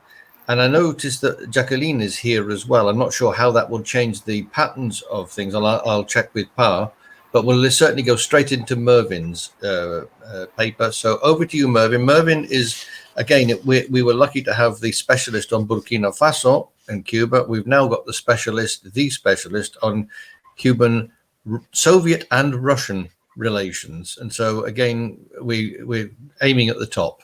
Over to you, Mervyn. Okay, thank you, Tony. That's very kind. I'd just like to thank, obviously, Par and yourself as well for everything you've done for organising the conference and everything as well. And I think I would also just like to add as well that when Par sent the programme, I was really delighted that I was part of the panel with Liam, because Liam and myself have known each other for quite a long time. So it's great that we're part of the same panel. What I should probably say now is I'm about to do something that I don't think I've ever done before. What I'm going to be talking about really is a working paper. It's just an idea that's I've been thinking about for a number of years. As Tony said, I've been working on the relationship between Havana and Moscow, really from 1917 up to contemporary period. So what really the idea is would the relationship between the two countries have been different with or without, I guess, Raúl Castro's presence? And what I'm going to do is look at some of the reasons for the creation of the relationship, but then look at key points just briefly where Raúl's been absolutely central to the relationship as well, and then come back to that question. And I think, again, well, two things. One, it's not suggesting, as Tony's written about himself, it's not suggesting that, Raúl, using a quote, is the red under the bed who drove anything. It's not suggesting that. It's also worth saying as well, I don't have any definitive answers at the moment. It really is just a working paper as well. And, any ideas that people have would be great. And I'd be, really, really pleased to hear them as well. Okay, so I think I'm sure, as a number of you will have probably seen at the time, I thought it was a really interesting quote in April of this year when Raúl retired as the first secretary of the Communist Party. Vladimir Putin sent him a telegram, and it basically states, "It is hard to overestimate your personal contribution to the development of friendly Russian-Cuban relations." So I think it's just another example of how important, this role is. This is being, of Raúl's role being acknowledged as well by Putin himself as well at the moment. So therefore, to kind of maybe return to the creation of the relationship after the Cuban Revolution in the early 1960s. Again, I'm not going to spend very much time. I'm sure everybody's very aware of all the different kind of theories and Cuban foreign policy that Liam was touching upon as well. But then it's maybe to come to the actual reasons for the development of the relationship. Again, I'm sure Tony touched on these in some of the previous panels as well. One is maybe the security guarantees, both military and economic, which Moscow could provide for Havana. And then crucially, what Tony was talking about was that Cuban nation building. Was there elements of the Soviet and political and economic model that were appealing to the Cuban revolutionary elite in that nation building or creation of a new society in the Caribbean being important? Always think is really key as well, linked to that point, is that the Soviet Union didn't have a colonial past in that maybe traditional sense of maybe Britain, Spain, France, etc. being important as well. Again, linked to that nation building, it's trying to change the relationship with Cuba's relationship with the US being important. In this desire for nation building, security guarantees, at that time, the late 1950s, early 1960s, what other alternatives would there have been really? Possibly China, but there maybe wouldn't have been the same level of those guarantees as well. So these reasons are important for the creation of the relationship. And then as I outlined, Raúl's kind of role at these key dates. And also I think what's really important as well is that return to that idea of Cuban foreign policy. It's obviously multifaceted, but you always see that idea of realist pragmatism as well. And again, as I'm sure everybody is aware, Raúl's often seen as one of the protagonist for realist pragmatism. And I think Hal Klepak, who a number of obviously knows, got a very nice quote, which I think describes that kind of realist pragmatism really well, is Raúl has been found to be a reformer when he believes that it's time for reform of the revolution in order to move forward, has been found to be conservative when it's time to dig in and hold the line in the face of threats, the survival of the revolution, which I think is a really nice description of what realist pragmatism is. So these kind of ideas of Cuban foreign policy, the reasons for the creation of the relationship, late 1950s, early 1960s, and then it's Raúl's kind of key positioning within certain dates as well. Again, as I'm sure everybody's aware, if you look at Khrushchev's memoirs, there's that admission that at the time of the revolution in 1959, the Soviets were unaware of what kind of political line that they would take, but Khrushchev has written, Raúl was a good communist, but it appeared that he kept his true convictions hidden from his brother Fidel.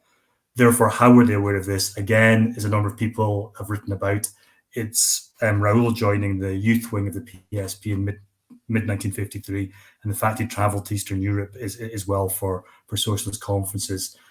Again, looking at memoirs of Nikolai Leonov, who Raúl met on the way back, begins to kind of show the kind of questions that Raúl was asking about the Soviet system as well being important, and therefore Leonov being able to feed that information back to the Soviets as well, or Soviet government, about Raúl's kind of interest in socialism, therefore probably partly explaining Khrushchev's memoirs as well.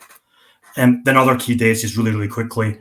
April 1959, Raúl asks for assistance from Moscow, really for a group of Spanish communists who'd been trained at the Soviet Military Academy, for help as advisors in the creation of the Cuban military after the revolution being important as well. So it's this kind of maybe Raúl's interest in socialism, the link with the military being important as well. Moving on really quickly, July 1960, Raúl's in Moscow, and he's the first Castro brother to meet Khrushchev. So again, it's important as well, and it's kind of build up the relationship. And Raúl being at the forefront of the relationship at these key dates. Again, lead up to Cuban Missile Crisis, the summer of 1962. It's Raúl that goes to Moscow to agree the deals for the military deals or defense deals for the missiles being sent to Cuba. And again, during the period really from 1960 up until 1991, and then the Soviet Union, Raúl makes over 30 trips to the Soviet Union. And again, going back to Hal Klepak's book, I think it's again a nice quote. He's described Raúl as the man who perhaps knew the Soviet leadership best, after himself making so many defense deals. So again, it's this idea about Raúl being in these kind of key points. Again, just moving forward quickly with time. Again, I think it's significant. Raúl goes to Moscow in October 1970, and there's obviously been tension in the relationship. So again, it's the first kind of really high-profile visit, and again, after this tension of the mid to late 1960s, and again, it's Raúl that goes to Moscow. And then again, just moving forward, early 1980s, when the Soviets basically said they're not prepared to provide the military guarantees or security for the Cuban Revolution. Who's told? Again, it's Raúl's told when he's in Moscow in the early 1980s, being important. Also, again, as I'm sure a number of people will be aware, if you look at Fidel Castro's My Life, he talks about when Gorbachev becomes General Secretary in 1985, that Raúl had known Gorbachev for years. Raúl had represented Cuba at Chernenko's funeral in March 1985. So it's all these kind of key dates, key times that Raúl's been involved in the relationship. from 1960 to 1991.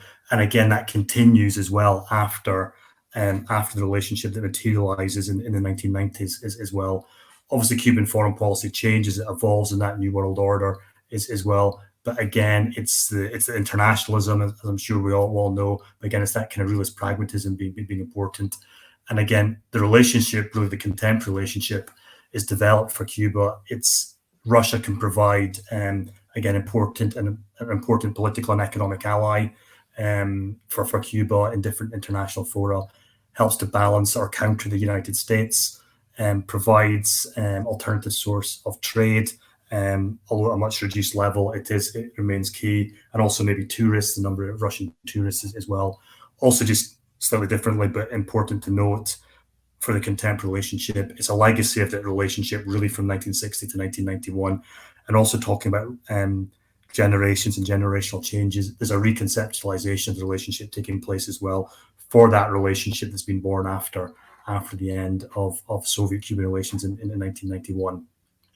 So just two, I think, really important points, again, to show kind of Raúl's positioning at these key dates, is he makes a trip to Moscow in January 2009, and that's really important because it's the first such high level visit since the end, or since 1991. So again, it's key. Obviously, Raúl's Cuban president by this point, and also during that visit, come on, explain a little bit more of the importance.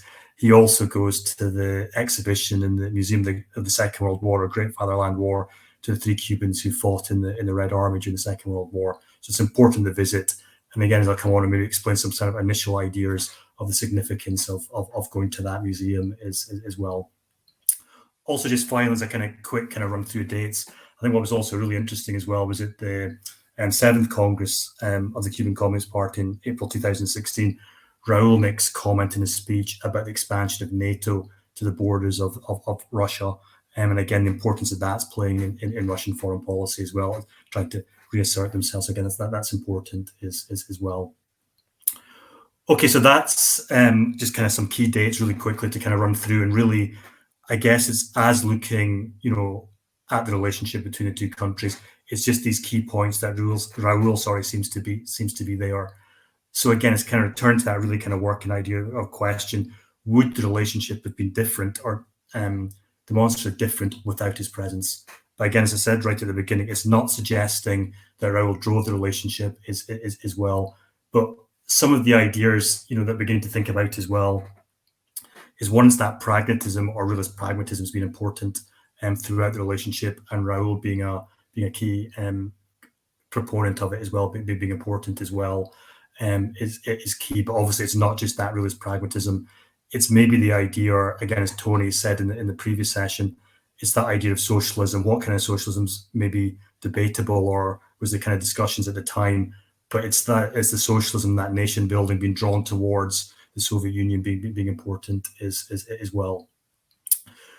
So therefore, as I said, looking at a number of different archives, both in Cuba, in Russia, and elsewhere as well, there's not really anything that so far I've been able to find that would suggest the relationship would be different.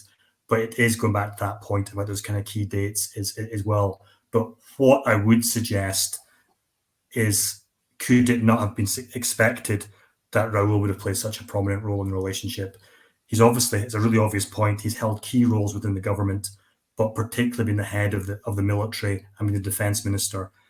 And because, going back to those kind of key dates that I mentioned earlier, a number of them, particularly in the 1960 to 1991 period, were military. Therefore, if it wasn't Raúl, who else would it be that would be making these defense deals? So therefore, was it not logical that it was him that was making these deals because of his positions within the government? There's obviously that maybe affinity, his membership of the youth wing of the PSP from the early 1950s also being important as well. So therefore, as I said right at the beginning, what I've not done, I don't really have a definitive answer. Various different archives I've been able to look in as well, including the MINREX archives in Havana. But is it other archives that might have an answer, if an answer does even exist? Could it be the Cuban Communist Party archive? Could it be the Council of Ministries archive? Have more information? Or alternatively, could there be information in maybe some archives I haven't been able to look in so far, maybe in basically Soviet archives or Russian archives? So I haven't really been able to find a definitive answer, which is never really a good way to finish a paper. But it's just this kind of significance of Raúl's role within the relationship at these key dates has kind of started me thinking in this way and trying to find an answer, as I suggested, even if an answer does exist. So hopefully, Tony, I've been able to keep the time as well. As just I said at the beginning, this is a real kind of work in progress, and any kind of comments or suggestions as well would obviously be very welcome. So thank you very much for your time as well, and listening to these real kind of beginning of an idea that I'm trying to form. So thank you. Thanks. Many thanks, Mervyn. Mervyn, thanks for giving us those ideas, admitting absolutely honestly that you're just searching for answers as well as rather than having them, and of course for keeping it to time. So thank you very, very much indeed. And I'll leave any questions for the moment because I know that Jacqueline is around. What I don't know is whether that means she's going to talk or is going to use her recording. Jacqueline, can you tell me which one? ¿Vas a hablar o vas a utilizar la grabación? La grabación. Ok, voy a poner la grabación entonces ahora, Tony. Sí. Okay, yep.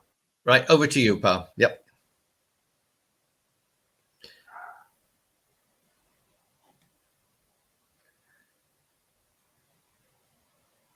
Okay. While we wait for Pa to put it on, I will just simply say, Jacqueline, we've known Jacqueline for some time. She's now become a real expert and always was on Cuba's relations with the rest of the Caribbean. So again, we are lucky to have yet another expert and another side. And here she is. Okay, here's the recording. Over to you.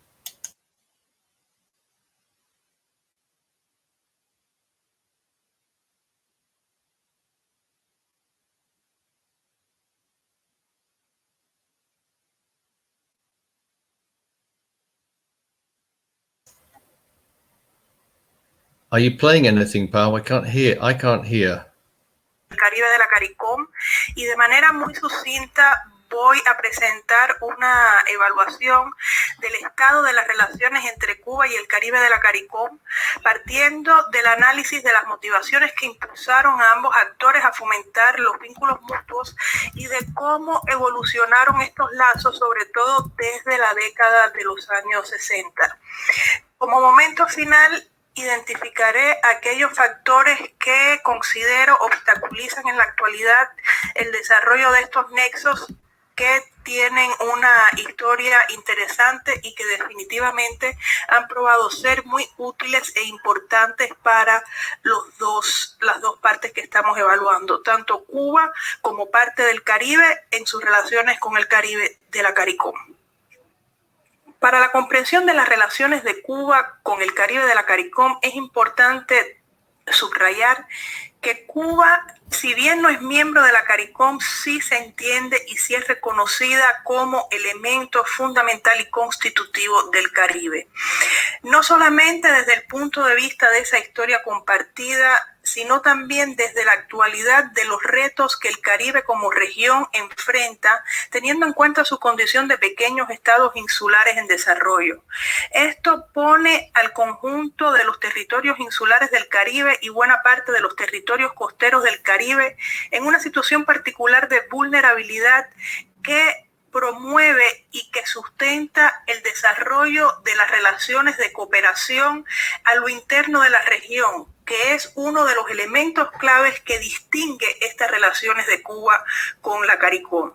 A su vez, Cuba ha funcionado y sigue siendo referente y ejemplo para el Caribe en varios aspectos de la cooperación y de la política social, no solamente como país que ha sido capaz de aventurarse en la búsqueda de un destino diferente al resto de las islas del Caribe, sino que en esa misma búsqueda ha logrado incorporar a los países más pequeños, sobre todo los países caribeños, en muchos de sus proyectos de cooperación y de superación, particularmente en las áreas de salud, de educación y en otros temas que son fundamentales para el Caribe actual. Cuando hablamos de Cuba como parte del Caribe, no nos referimos solamente a la proximidad geográfica o a una historia de colonización compartida. Aquí también tenemos en cuenta la densidad de intercambios comerciales que cimentaron esta relación en el pasado, acompañados por un flujo demográfico importante que permitió el reconocimiento mutuo de estas sociedades más allá de las barreras lingüísticas que fragmentan al Caribe. En el presente, este reconocimiento de Cuba como parte del Caribe se fortalece a partir de la conciencia que existen amenazas transnacionales que afectan al conjunto de la región y que para su enfrentamiento y solución necesitan ser asumidas desde estrategias de cooperación y desde vínculos que permitan enfrentar estos retos particulares de manera conjunta.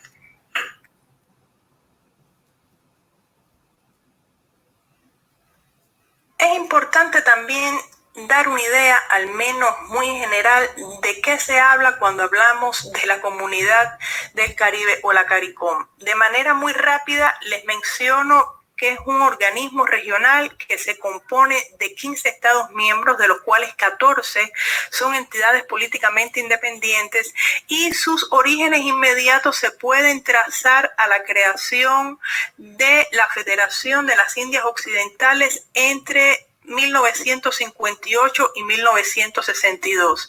El proyecto de la Federación de las Indias Occidentales fracasa a medida que va avanzando en la región el periodo de las independencias políticas en el Caribe anglófono, que es un proceso que comienza en los 60 y tiene como pioneras de esta descolonización en la región a Jamaica y a Trinidad y Tobago, que alcanzan su independencia política en 1962.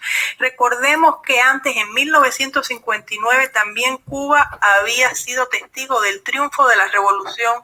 Por lo tanto, estamos en una región convulsa donde los pequeños territorios están emergiendo y están totalmente comprometidos con sus procesos de independencia política y tratando de buscar mecanismos que conviertan estas independencias políticas en independencias económicas y en un nuevo periodo de reformación social y de avance de políticas sociales. A medida que se avanzaba en los procesos de las independencias políticas, sobre todo en el Caribe anglófono, se hacía evidente la necesidad de crear un mecanismo de integración regional en el cual pudiesen participar los jóvenes estados caribeños. Es así que en 1973 surge la Comunidad del Caribe, la cual parte de un propósito declarado de avanzar en la integración económica, pero que desde muy temprano también incluyó otros pilares importantes para este conjunto de jóvenes estados. La CARICOM no solamente busca una mayor integración económica, sino que persigue la coordinación en política exterior, avanzar en la cooperación funcional y recientemente le fue incorporado como cuarto pilar el tema de la seguridad, que se ha vuelto de importancia clave en el conjunto del Caribe. Los cambios registrados a lo interno de la CARICOM obedecen a diferentes tiempos geopolíticos y a transformaciones económicas y políticas que se han dado al interior de los Estados miembros y también en el conjunto de la región y del mundo. En sus relaciones con Cuba tenemos un inicio de relaciones limitadas donde aún la Revolución cubana se encontraba inmersa en los retos mayores y monumentales que tenía sus primeros años, y a su vez los países del Caribe emergían como estados-nación tras un largo periodo de colonización. Estas relaciones van en ascenso, sobre todo a partir de la creación de la CARICOM en el año 73, pero a raíz de los eventos asociados a la Revolución de Granada vemos un enfriamiento de estas relaciones que logran ser recuperadas a partir de la década de los 90, cuando se reconoce el fin del mundo bipolar asociado a las tensiones de la Guerra Fría. A partir de ahí las relaciones han venido reconstituyéndose, se ha ha mostrado un dinamismo mucho mayor, y la creación de nuevos mecanismos regionales de cooperación y concertación han influido positivamente en las relaciones de Cuba con el resto del Caribe, como veremos más adelante.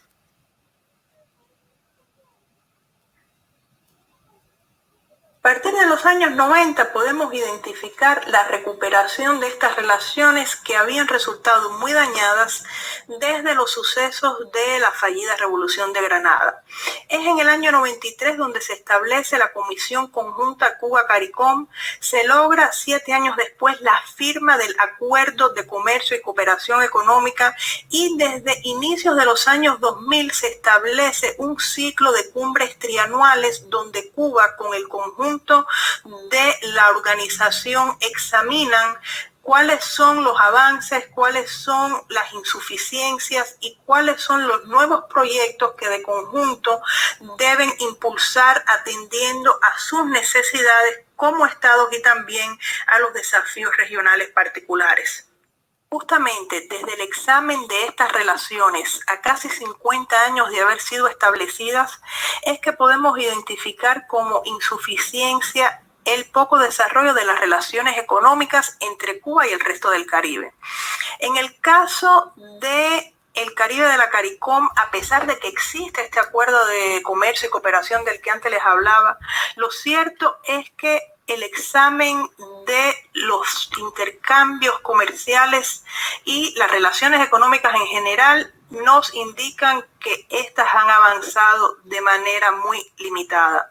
Existen varias razones que explican estos comportamientos y que se asocian con los lazos económicos tradicionales que tanto Cuba como el resto del Caribe sostienen a partir de determinaciones históricas que están ancladas en la historia colonial y en la misma participación de estos países en el sistema económico internacional. Tampoco ayuda que se reconozcan entre sí como economías muy similares, lo cual impide la identificación de oportunidades de comercio y de negocio.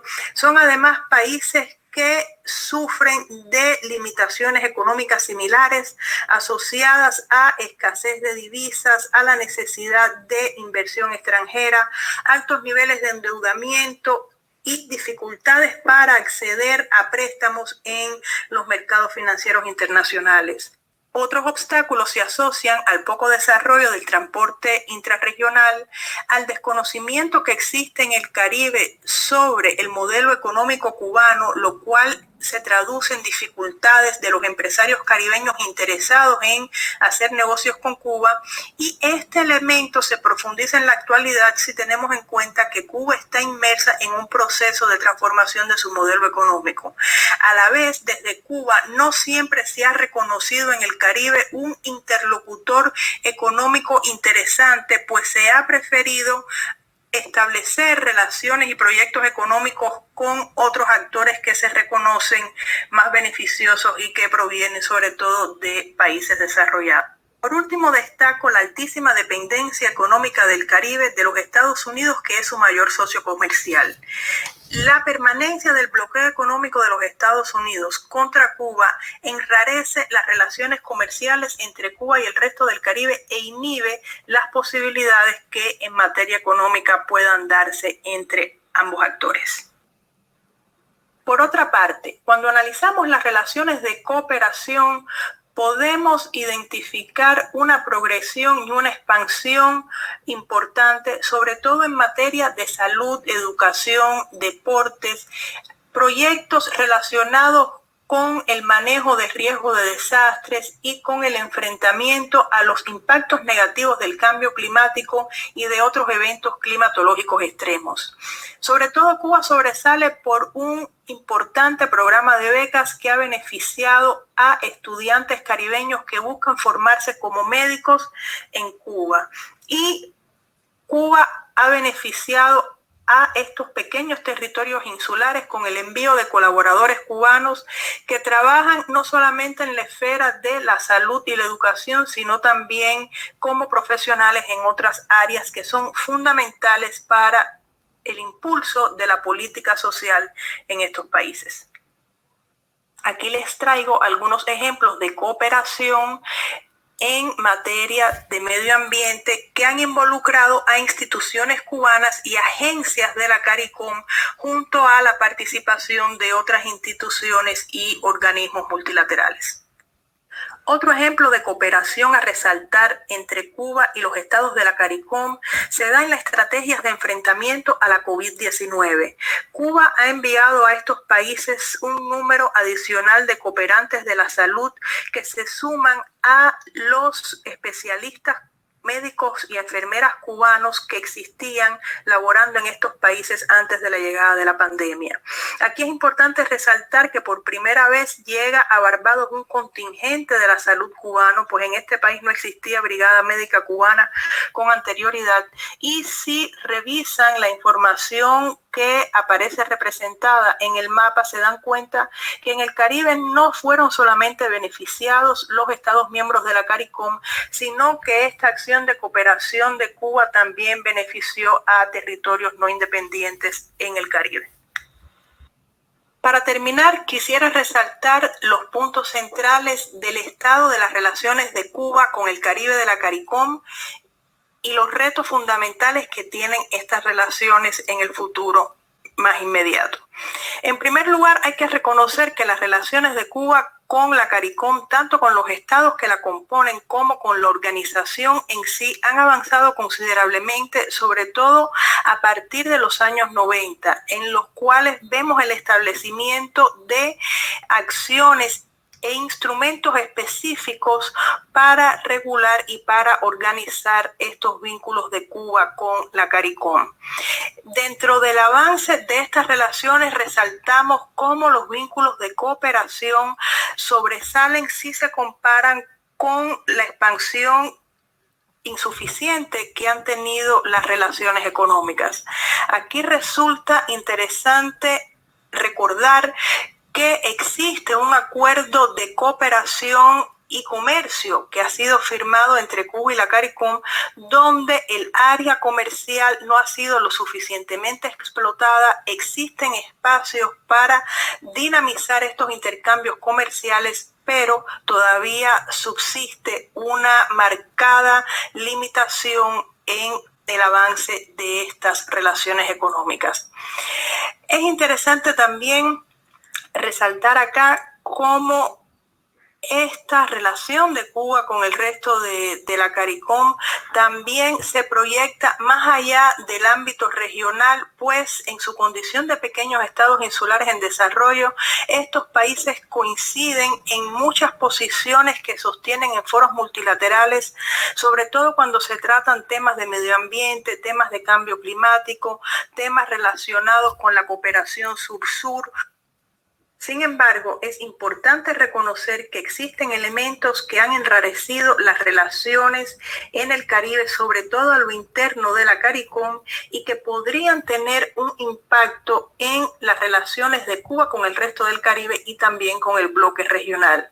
Específicamente me refiero en los últimos años a las posiciones que han asumido los diferentes estados miembros de la CARICOM en relación con la crisis venezolana y con los cambios en las dinámicas políticas a lo interno de estos estados, donde se ha visto la emergencia de ciertas tendencias de centro derecha que, si bien todavía no han asumido un cambio en la política tradicional hacia Cuba, podrían tener un impacto en el consenso que existe dentro de la CARICOM de expandir, de profundizar las relaciones con Cuba y sobre todo de respetar las decisiones que Cuba toma en términos de su política interna como parte del respeto a la soberanía en terceros estados. Bueno, gracias, Jacqueline. Sí, muchísimas gracias también, bueno, otra vez a Jacqueline y a todos. Entonces nos permiten estas ponencias tener 15 minutos para preguntas, para comentarios, y voy a medirlos, voy a controlarlos hasta cierto punto para que no hablemos demasiado. I think it's really interesting. I think Jacqueline can answer questions on the chat, but not necessarily on microphone. Is that right? Okay, I'll have to check that. Hang on, there's a message here. Yes. Right, thank you. Okay. In which case, can you remember that when you're posing your questions? The one comment in passing is that it is interesting that all three of these papers have addressed one way or another that classic foreign policy question over Cuba. Is it pragmatic? Is it ideological? I'll say no more than that. Over to you for the questions. Okay, I'm looking around to see. Do you want to read the question in the chat, Tony, from Maria? I just noticed it. Yep. Maria Reyes, hola a todos, muchas gracias por vuestras ponencias. The question goes to Liam. Sorry, I can't speak as my microphone doesn't work, but I wanted to ask, apart from slogans and symbology, are you using other primary sources to trace the influence of the revolution in Burkina Faso? If so, could you speak about this a bit more? Are you using any periodicals? Okay. Do you want to take that one, Liam? Because no other questions I spot yet. Yeah, I mean, most of my sources are Cuban so far, at least. It's quite a bit in grammar. There's also material in Burkinabè newspapers, but they're not so well preserved. There's little snippets here and there that I found, but yeah. I hope that answers the question. Okay. Any others? Okay. Well, I'll come up with something for you then, Mervyn, while I'm waiting for any other questions. And it is, I think it's interesting that you've picked on that issue about Raúl, because he is always the one identified, along with Che Guevara and the PSP members, the leaders, as the links with the Soviet Union, which is why I raised that question about the ideology side of things, because he seems to have been a conduit. And I don't know whether that's true or not, whether you found that much. I mean, I know you've written about it a lot, but whether that's part of what you're talking about, or is it the other side of Raúl, we're not the person who wants efficiency, who wants order and structure?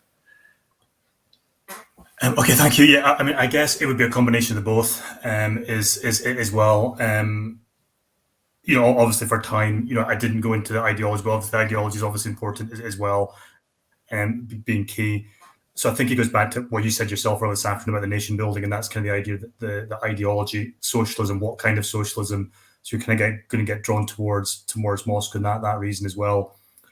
But you know, maybe I didn't articulate too well, but the idea particularly, in 1960, asking for that assistance with the Spanish communists, that's the efficiency. That's simply because there's the the Soviets have the experience, have that efficiency militarily, maybe with elements, other elements of the military as well. So I think there's both. There's the ideology, there's also that other side as well, of just wanting that efficiency of the creation of that new society, which obviously includes the military as well, being important. And I think conduit's a very good word to use as well. It's, as I said, it's really interesting that he's obviously there at these key points, but it's interesting how little's been said as well about kind of, is he in inverted commas driving things or not? But there's probably the combination of the two. One, it's that ideological aspect, but it's also that efficiency as well, particularly with the creation of the Cuban military after the revolution being important as well. Yeah. So it would be a combination of the two. So I hope that's a kind of better answer to. No, that's a good answer. Thank you. Any other questions from anybody? We've still got another 10 minutes. There's a lot of information, but also lots of perspectives came in there. Does anybody know anything about Burkina Faso or Russia, Soviet Union, or indeed CARICOM, who can provide any insights into what was said? I am no expert on any of those three, so. No, you've stunned us into silence. Is there any last question that any of you would like to ask of the people here? I can see you, Mervyn, so I'll start with you. Is there anything that you want more information on that you might want to say here? I mean, the one thing I was going to say, depending on time, if we need to fill the next 10 minutes, I can probably think of a way of going towards filling that 10 minutes. If you want, I mentioned it very briefly in passing about the reconceptualization of the relationships. I could feed that back to generations and generational changes. If you want to, the 10 minutes used up. If people want to break, I'll just be quiet as well. Yes. Okay. Liam, I've just noticed the message from Eloise for you, and you've seen it. Can you say what insights you might hope he would bring? Well, I think he was a journalist in Burkina Faso in the 1980s, and he had developed quite a close relationship with Thomas Sankara and was able to interview him at least once, I think, on a number of occasions. And he's probably the main person who writes about Burkina Faso in English. So yeah, he's written a short biography about Thomas Sankara that's really very useful. Right. If anybody would like to know more about the Burkinabè Revolution, I definitely recommend it. Okay, thank you. Jacqueline, ¿hay alguna pregunta que quiere plantearles a todos en busca de un dato o una idea, una perspectiva? Can you hear me? Can you hear me? Yes. Oh, okay, perfect. Thank you. I wasn't sure. Well, thank you for putting this conference. It was really interesting for me to listen to the two first presentations. I might address maybe very quickly the question that you said about, is Cuba ideological or pragmatical in terms of its engagement when it comes to foreign policy? And in the case of the Caribbean, I believe we can see there is a combination of both of them. And I believe that we could see this type of degree of ideology and pragmatism going through, at least with the Caribbean, going through history, and in some moments one of the sides will be more significant than the other. For instance, when the economic difficulties were were huge in Cuba. I'm talking about the 90s. Cuba was already started and engaged in these scholarship programs with the Caribbean. And it was very difficult for Cuba to sustain this type of cooperation. However, it never stopped. It means that there is this mixing of keeping the importance of cooperation based in this South-South cooperation program, based in the importance of keeping relation with your neighbors and with your Caribbean neighbors that are the ones that are the closest to a family when you look at geography, history, and even size. But at the same time, pragmatism arrived because new ways of cooperation were needed. So Cuba started to look for alternatives to try to continue these programs without them being such a huge economic burden for the Cuban, for Cuba. And this is how we found interesting alternatives like going to triangular cooperation, looking for a third partner that could help in terms of providing the material resources and the financial resources. We could also see new other alternatives that were linked to the period for the Cuban medical brigades to go to the Caribbean, how to work in terms of the time they will be there, how to work in terms of how to locate them. So pragmatic alternatives were looked in terms of optimizing resources, but it didn't result on Cuba abandoning the ideological and more idealistic projection in terms of foreign policy, at least when it comes to the Caribbean, and especially with the CARICOM Caribbean. We are talking about the Anglophone Caribbean and the smaller islands in the region. Thank you, Jacqueline. That was a really good insight. Do you want to say anything about that? Either of you, either Mervyn or Liam, because I think the way Jacqueline expressed it is a really good way of trying to get that balance between the two. I think that's right. I think there is always sort of a balance, and I think maybe in relation to Africa, it's more often the balance is more on the side of ideology and internationalist commitment, more often than not, because you see, like, Cuba doesn't get much tangibly, like in terms of economic benefits. There's little to be gained there. Yep. Yeah, and I think again, as you say, like during the special period, you see, there's more of a slight shift, perhaps. But yeah, I think that's about right. Mervyn, do you want to add anything there? Yeah, I mean, absolutely. I mean, it's obviously, as I said before, it's the combination, just exactly as Jacqueline and Liam said. And I mean, again, I maybe overplayed the pragmatism in what I said earlier in the actual presentation. There's always that kind of shared political outlook on a number of issues now in the contemporary relationship as well. So it's that kind of combination of the two as well, definitely. Yeah, I must admit, I like that particularly because I have more and more argued that it's a false dichotomy because they are intimately entwined. And it's often, as Jacqueline seemed to suggest, that ideology never goes away. And pragmatism only is pragmatic as far as it does not clash with ideology. And so yeah, there are some cases of that. So I think that balance is about right. Well, not about right. I mean, it's about accurate, I think. Any other questions? We've got a couple of minutes left. Is there any other questions for any of the three presenters?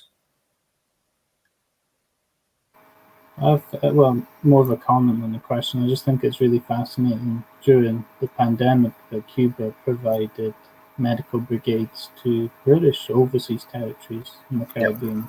I think that's really quite fascinating to see, because I guess I just wouldn't expect that, Yeah.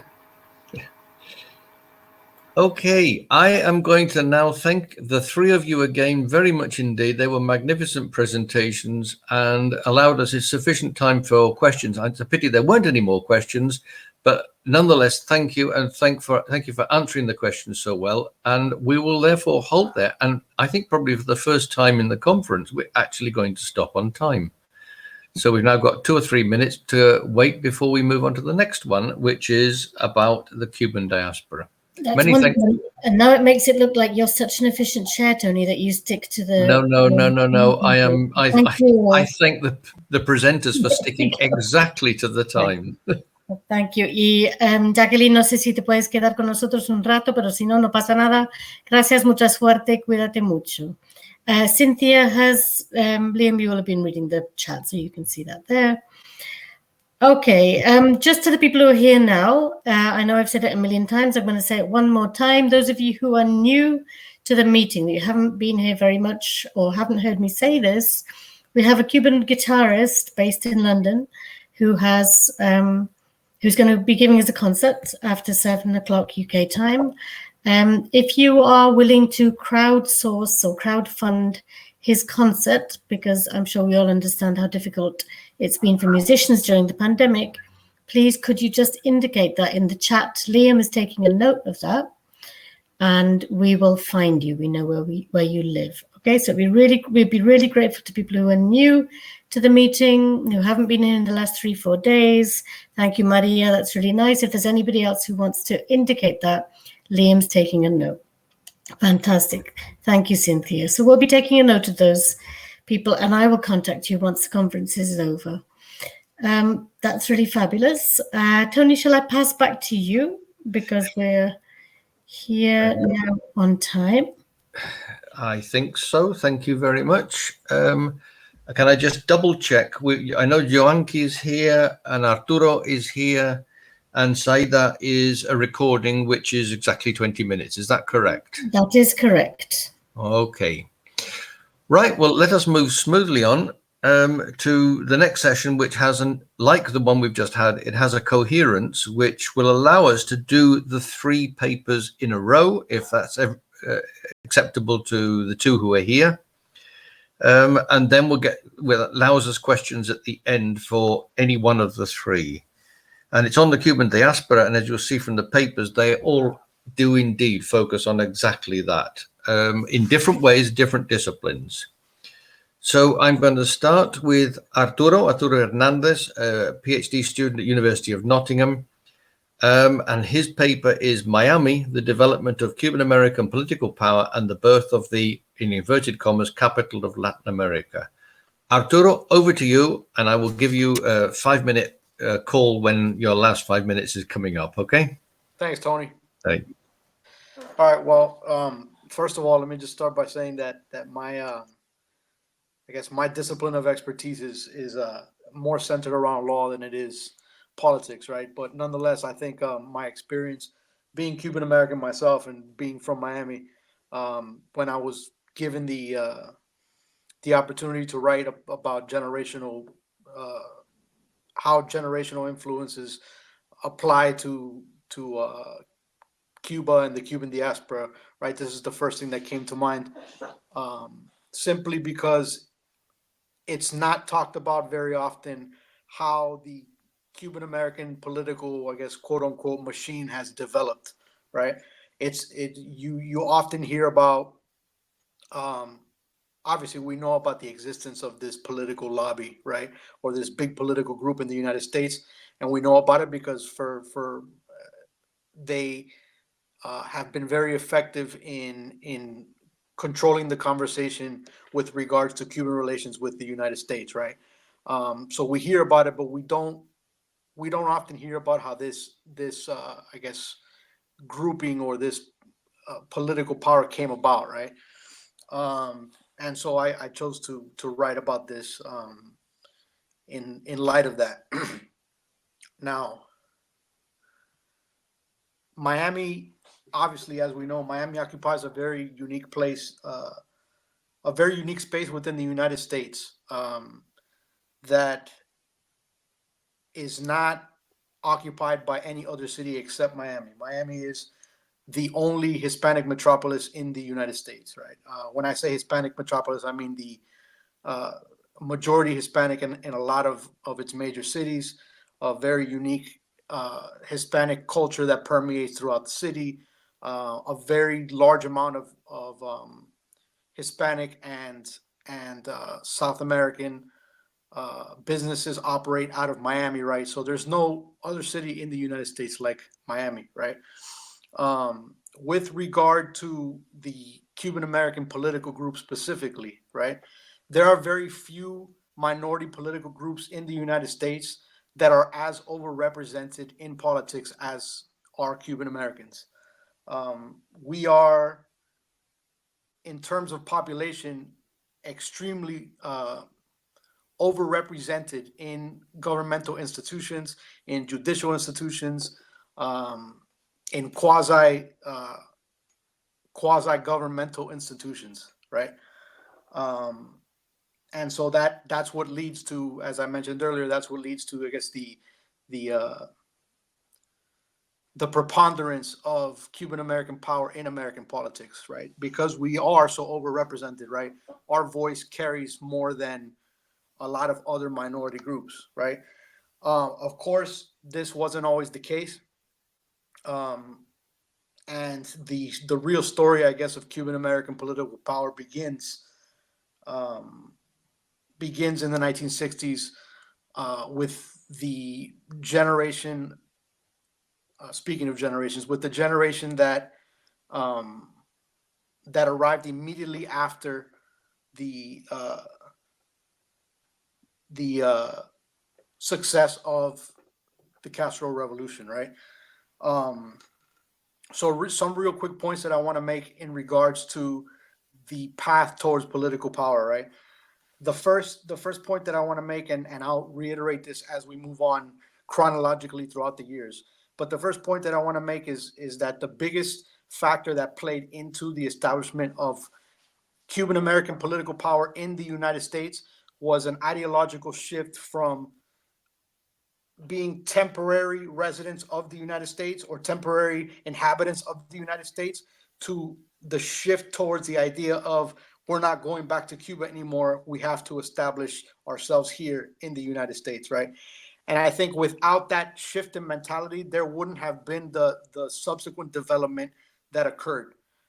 So I think that the first step towards the creation of that political power was the acceptance of the idea that we're not going back anymore, or the chances of us going back are not realistic given the circumstances. As time progresses, that becomes more and more true and more cemented in the minds of the people who came as adults, and also becomes perpetuated in the generation, their children, their grandchildren, et cetera, right? And so that snowballs into in that realization snowballs into the acceptance and the actions that we necessarily have to take as a political group within the United States, upon recognizing that it's either we establish ourselves here in the States, or we don't have anything, because our chances of returning are very slim, right? Another factor that goes into the development of the political power is obviously the development of economic power, which is pretty self-explanatory. Also, the development of social capital amongst community groups, integration into professional associations, integration into educational institutions, that plays a role in the development of power. Later on, you have the establishment of political action committees, right? So for example, the Cuban-American National Foundation, right? And the Cuban-American National Foundation facilitates that establishment of power, right? By supporting candidates to office, Cuban candidates to office in Miami. So that helps along. Similarly, you have the willingness of certain American political parties to endorse Cuban candidates, right? Particularly the Republican Party, ironically enough. Also, you have legislative acts that facilitate the creation of this power. So, for example, the Cuban Adjustment Act of 1966, right? Of course, you cannot develop political power unless you have the right to vote, right? And so the Cuban Adjustment Act of 1966 allows Cubans first to become residents, then later to become citizens. And with the citizenship, obviously, we could develop the right to vote and the power to put Cubans and Cuban Americans into political positions. I think also in terms of soft power, right? You have there's this idea of a creation or the establishment of an ethnic voting bloc, right? That needs necessarily to be established in order for that particular group to be able to have an effect on what's happening politically in the city of Miami. So there has to be the development of an ethnic conscious, right? Of an idea of it's us against them, right? At least in a place like Miami, when we came into it, that we were not the majority, right? So there has to be this idea of, we're going to have to push our own people as we're going to have to unite and push our own people to office in order to have any say around here. So that also plays into it. And then I think the last quick point that I want to make is the use of local office, positions of local office to trend, and then to use that as a springboard to get to higher positions. So for example, you start off in the commission of the city of Miami, and then you utilize the connections and the power that you have and the people that you know to allow you to develop the momentum to propel you into, for example, a state rep position, state representative position in the state legislature, right? And then you utilize that position later on to get to a state senator, and then that then is utilized to elevate you to a U.S. congressman, right? So you see that amongst almost all of the Cuban Americans that made it up to the federal level in the United States, right, you see that escalation from very, very small local offices up into the highest offices. But the process of Cuban-American political power establishment, as I said before, began in the 1960s, and it continues today. But it took a very long time. Predictably, it took a very long time to establish that and to make it a reality, right?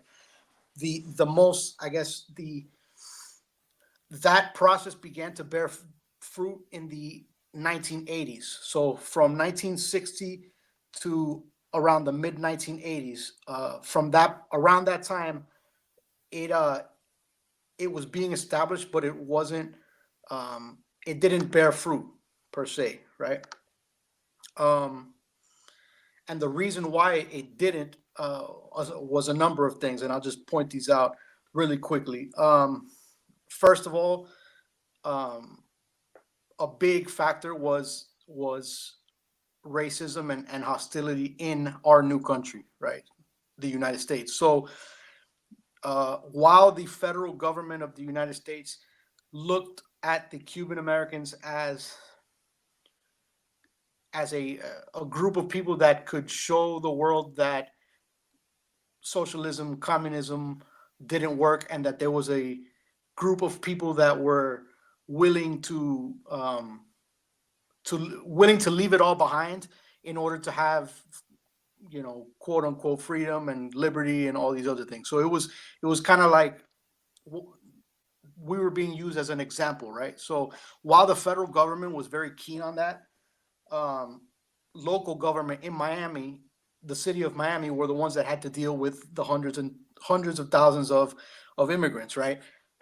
Now, Miami, before Cubans got there, was primarily white Anglo-Americans from the South, or immigrants from the North, white Anglo immigrants from the North who had come down to Florida and had ingratiated themselves within that Southern American culture. Now, depending on how familiar you are with Southern American culture, you know that they tend not to be very friendly towards foreigners or outsiders, right? Very insular culture. So while the federal government had an interest in promoting Cuban immigration towards the United States, the leaders in Miami had no such interest, and in fact, they took steps to prevent Cuban migration, or to prevent a large amount of Cubans from coming into Miami and establishing a power base in Miami, right? So racism comes into that, a lot of hostility towards them. The group of individuals that led the government in Miami prior to the Cubans arriving lobbied Congress in order to establish resettlement programs that would serve to diminish the power base of the Cuban voting bloc. The idea was, if Cubans come into Miami in a large number and we don't distribute them throughout the United States and they all concentrate in Miami, sooner or later, they're going to become residents, they're going to become citizens, they're going to form a voting bloc, and that's going to disenfranchise us from this city. Essentially, we're going to lose power. So they lobbied the federal government to resettle the Cuban immigrants to other states so as not to create a powerful voting bloc.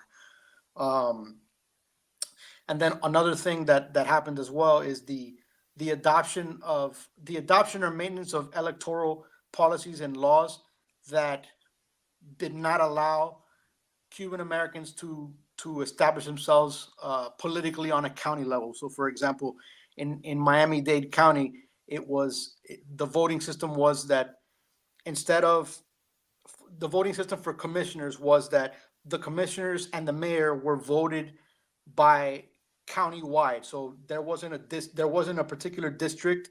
A commissioner didn't represent a particular district. But what that meant was that very often what would happen is that whatever percentage of the population within Miami-Dade County happened to be Anglo-American, most of the commissioners that got exclusively all of the commissioners that got voted into county office were white Anglo-Americans, despite the fact that some areas of Dade County were almost exclusively either Hispanic or Black or Afro-Caribbean, et cetera, right? So the maintenance of those electoral laws kind of, it worked to disenfranchise not only Cubans, right, but also any other minorities, again, Afro-Americans, Afro-Caribbeans, et cetera, right? So that's just a quick summary of the problems that were faced, right? So going back to the 1960s, if we look at the generation of Cubans that came to the United States or to Miami right after the success of the Castro. 5 minutes? Oh, okay. Could you hear me? Okay. So I got to pick it up, I guess, a bit.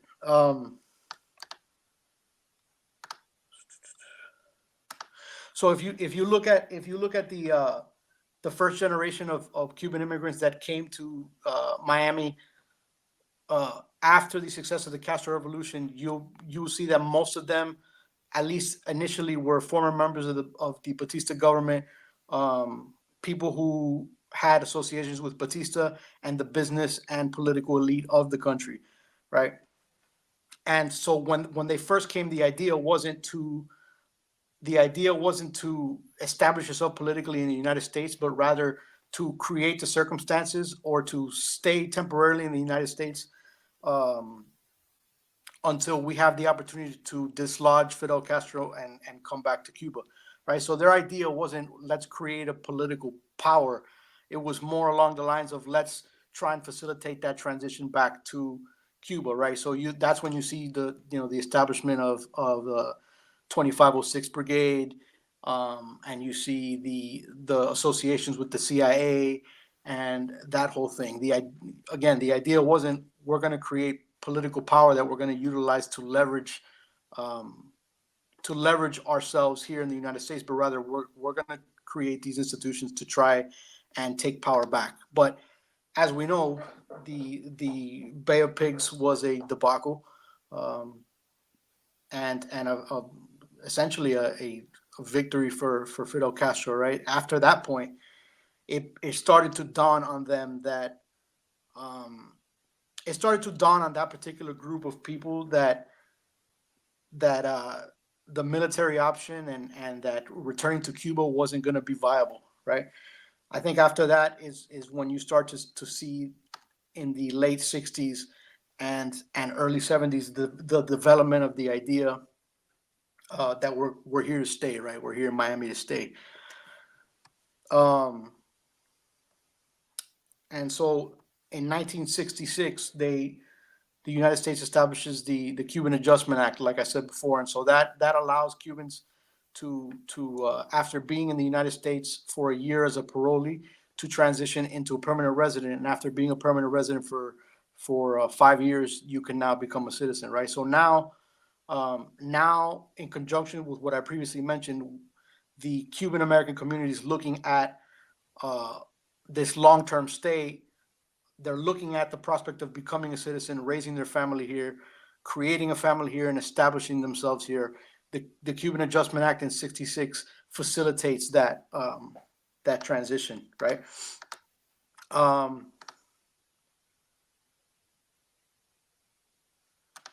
So in this arena, right, there's multiple problems that we face, right?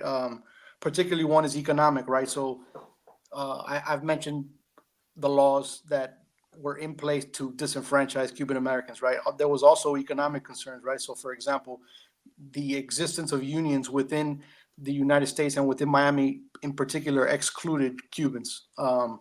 So with that union exclusion, they had to try and find jobs that were not within the purview of the unions, right? You also have the the failure of American job creators to recognize Cuban-American or Cuban experience from Cuba, Cuban degrees from Cuba, right? So that acts to make it more difficult for Cubans to establish an economic bloc, right? You also have the lack of voting power due to not having legal status. And all of these difficulties, when combined, they act to create a sense of solidarity within the Cuban community, which at that time was concentrated in two places, either in the city of Miami, right? So what they know as Little Havana now, and also later and to a smaller extent in Hialeah. So all of these difficulties create this sense of solidarity, right? You also have the exclusion of Cubans due to differences in religion, differences in culture, that act to kind of push the Cubans to be more insular, right? So in response to this, right, we see Cubans creating a sense of community within these small enclaves, right? So you have the phenomenon of home sharing, right? So one home is shared amongst 3 or 4 Cuban families. You have car sharing. You have job allocation as between families. So if someone is established as a plumber, right, and someone else comes from Cuba now, they give them a job, right? So that acts to further, I guess, push the Cuban American community into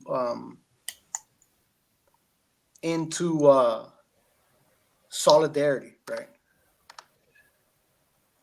Can you draw it to a close, please? Sorry, Tony. Sorry. Okay. Let me see here.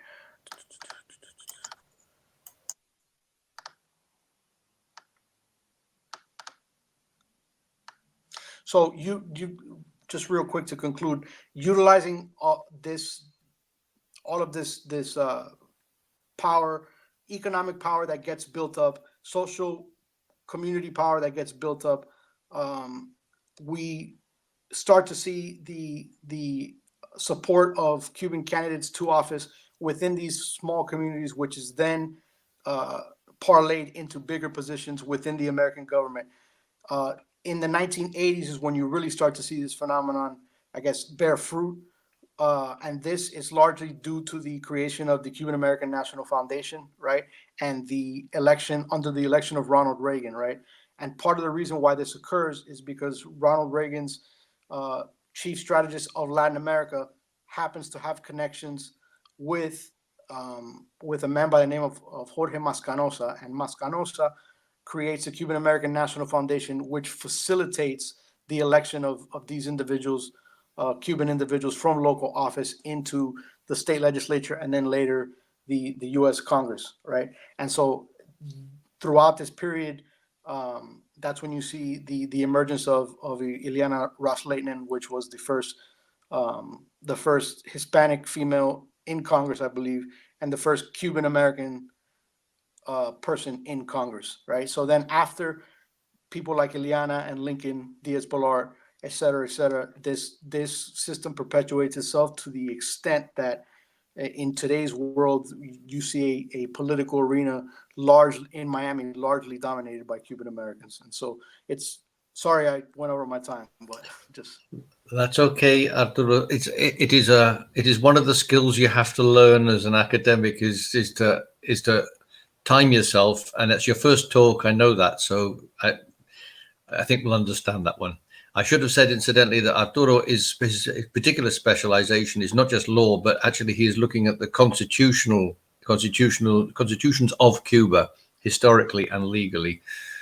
So he took a branch out from that and built on his own experience there and his own legal knowledge and structural knowledge. Many thanks, Arturo. Sorry. Thanks, Tom. Let's move on now to Joanqui Cordero Gómez, Universidad Federal de Santa Catarina, Poética de la Agregación y Producción de la Distinción, Diáspora en el Lenguaje Estatal, Cultural y Político en Cuba. Joanqui, tú tienes la palabra. Ok, buenos días. Bueno, desde aquí de Brasil, buenos días. Yo quería explicar antes de realizar mi presentación que esta es una presentación que es un recorte, porque realmente ella está incluida dentro de una gran investigación que está justamente investigando la variabilidad histórico-literaria de algunos escritores de la diáspora cubana, radicados fundamentalmente en 4 países del mundo: Estados Unidos, España, Inglaterra y Francia. Por ese motivo, esa será una cuestión que ustedes van a ver que tendré que llamar en algunos momentos algunas cuestiones del contexto para poder entender realmente algunas de las cuestiones que serán planteadas. Bueno, como Tony decía, poética de la agregación y producción de la distinción, diáspora en el lenguaje estatal, cultural y político en Cuba. Algunos comentarios, justamente por esa cuestión que ya adelantaba. Y este tipo de inflexión y de modulación estetizada de la poética del término son semejantes a las que se encuentran en Weinar 2010 en los documentos de la Unión Europea, que suelen enfatizar las condiciones de los inmigrantes del país de origen. Indagar en el proceso de diasporización nos acerca a una multiplicidad de lenguajes y expresiones que permiten identificar la producción y reproducción de un grupo que se autopercibe y es percibido como una comunidad según Mervyn 2015.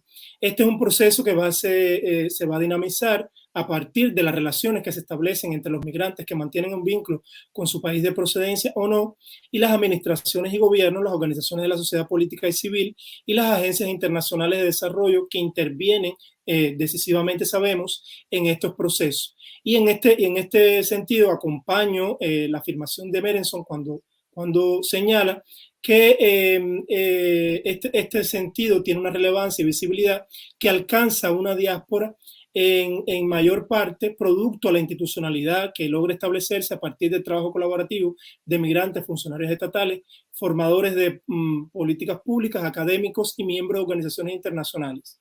Y esta es un poco la contribución que nuestro trabajo va a traer al mapear las causas de orden fundamentalmente histórica que no posibilitan un diálogo más abierto y profundo en nuestras instituciones del Estado. Ya estas discusiones en el orden de los estudios académicos, digamos que presentan una realidad distinta.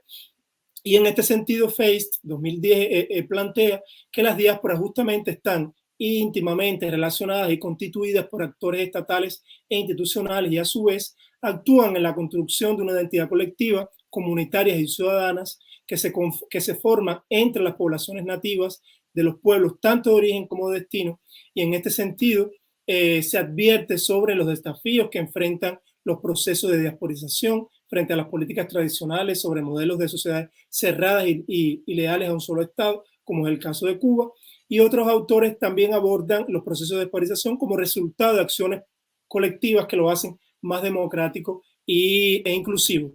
El proceso de diasporización, el lenguaje estatal, cultural y político para el contexto cubano se torna particular, y en esto voy a hacer énfasis sobre todo porque no da tiempo de abordar todas las dispersiones y las deslocaciones de nuestra diáspora a partir de las relaciones y los desafíos y las tensiones que se producen entre la isla y los Estados Unidos, principal receptor de migrantes y de la diáspora cubana.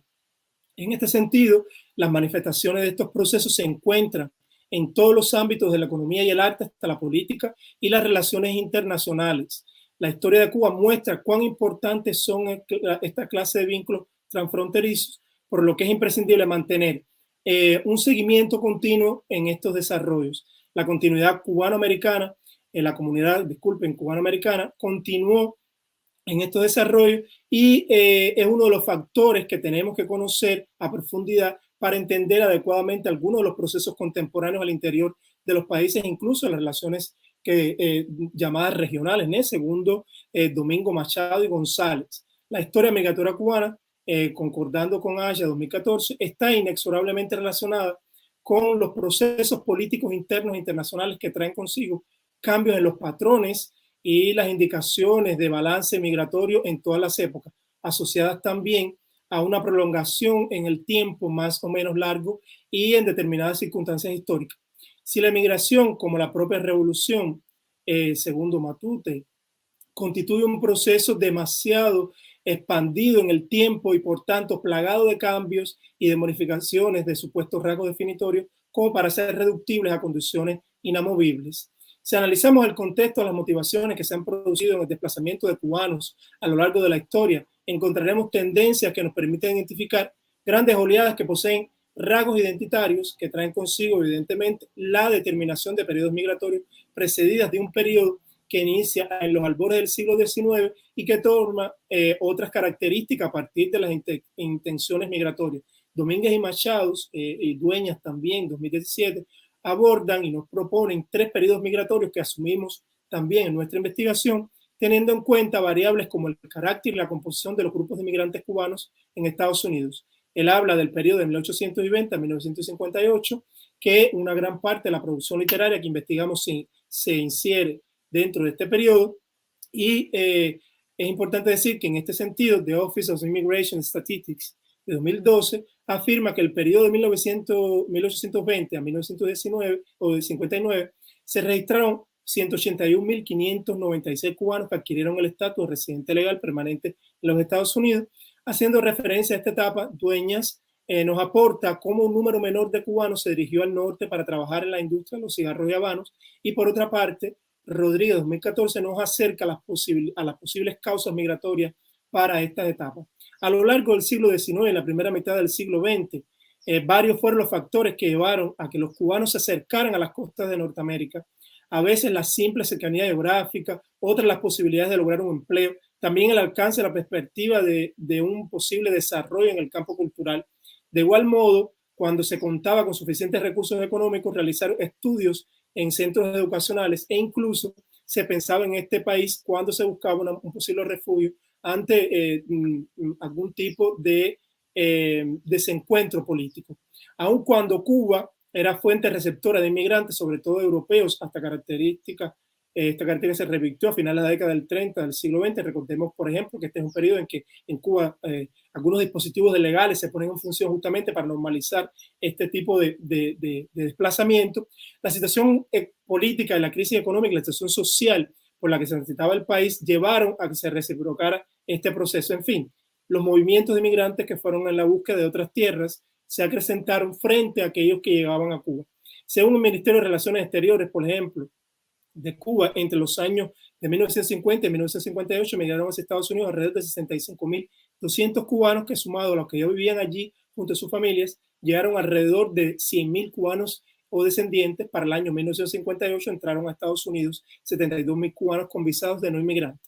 El otro periodo que es levantado es de 1959 a 1989. También existen obras que estamos analizando que se produjeron en este periodo. El contexto en el que se produjo esta oleada migratoria después del triunfo de la Revolución Cubana de 1959 fue determinado por características de esta comunidad, evidentemente, marcada por las prebendas con respecto a los inmigrantes ilegales que provenían sobre todo del sur del continente. La posición hostil de los Estados Unidos hacia la Revolución Cubana se vislumbra desde los primeros días de 1959, lo que se comienza a dar un refugio a todos aquellos cubanos que querían salir de la isla. No es hasta 1959 que la inmigración en masa sucede, año el cual las fuerzas dirigidas por el gobierno cubano derrocan a Fulgencio Batista e inauguran un estado de carácter llamado socialista. La razón principal desde este entonces y hasta el año 1980, en términos de migración, desde que el país de la isla se considera de carácter político, es decir, una oposición al régimen de izquierda de Castro, segundo Buffington 2000. Por esta parte, Amazon 2006 nos acerca a las tendencias migratorias de la década del 70, cuando nos señala que 15 años después de la victoria de la revolución, más de 500.000 de cubanos se habían ido, muchos de ellos a través de los llamados Freedom Flights de Puerto Rico y Centroamérica, para instalarse enseguida en la Florida, Estados Unidos, donde Miami se convirtió en la puerta de entrada para los inmigrantes cubanos, según Almanza 2006. Las circunstancias, las motivaciones dominantes en el alto mando político estadounidense determinaron el diseño de un aparato legal que llevaron a una serie de programas beneficiosos a los cubanos y que además incitaban a la inmigración. Se organizaron programas especiales de ayuda solo para los cubanos, lo que se convirtió en un importante incentivo, ¿no es? Para esos procesos migratorios, segundo Rodríguez 2004.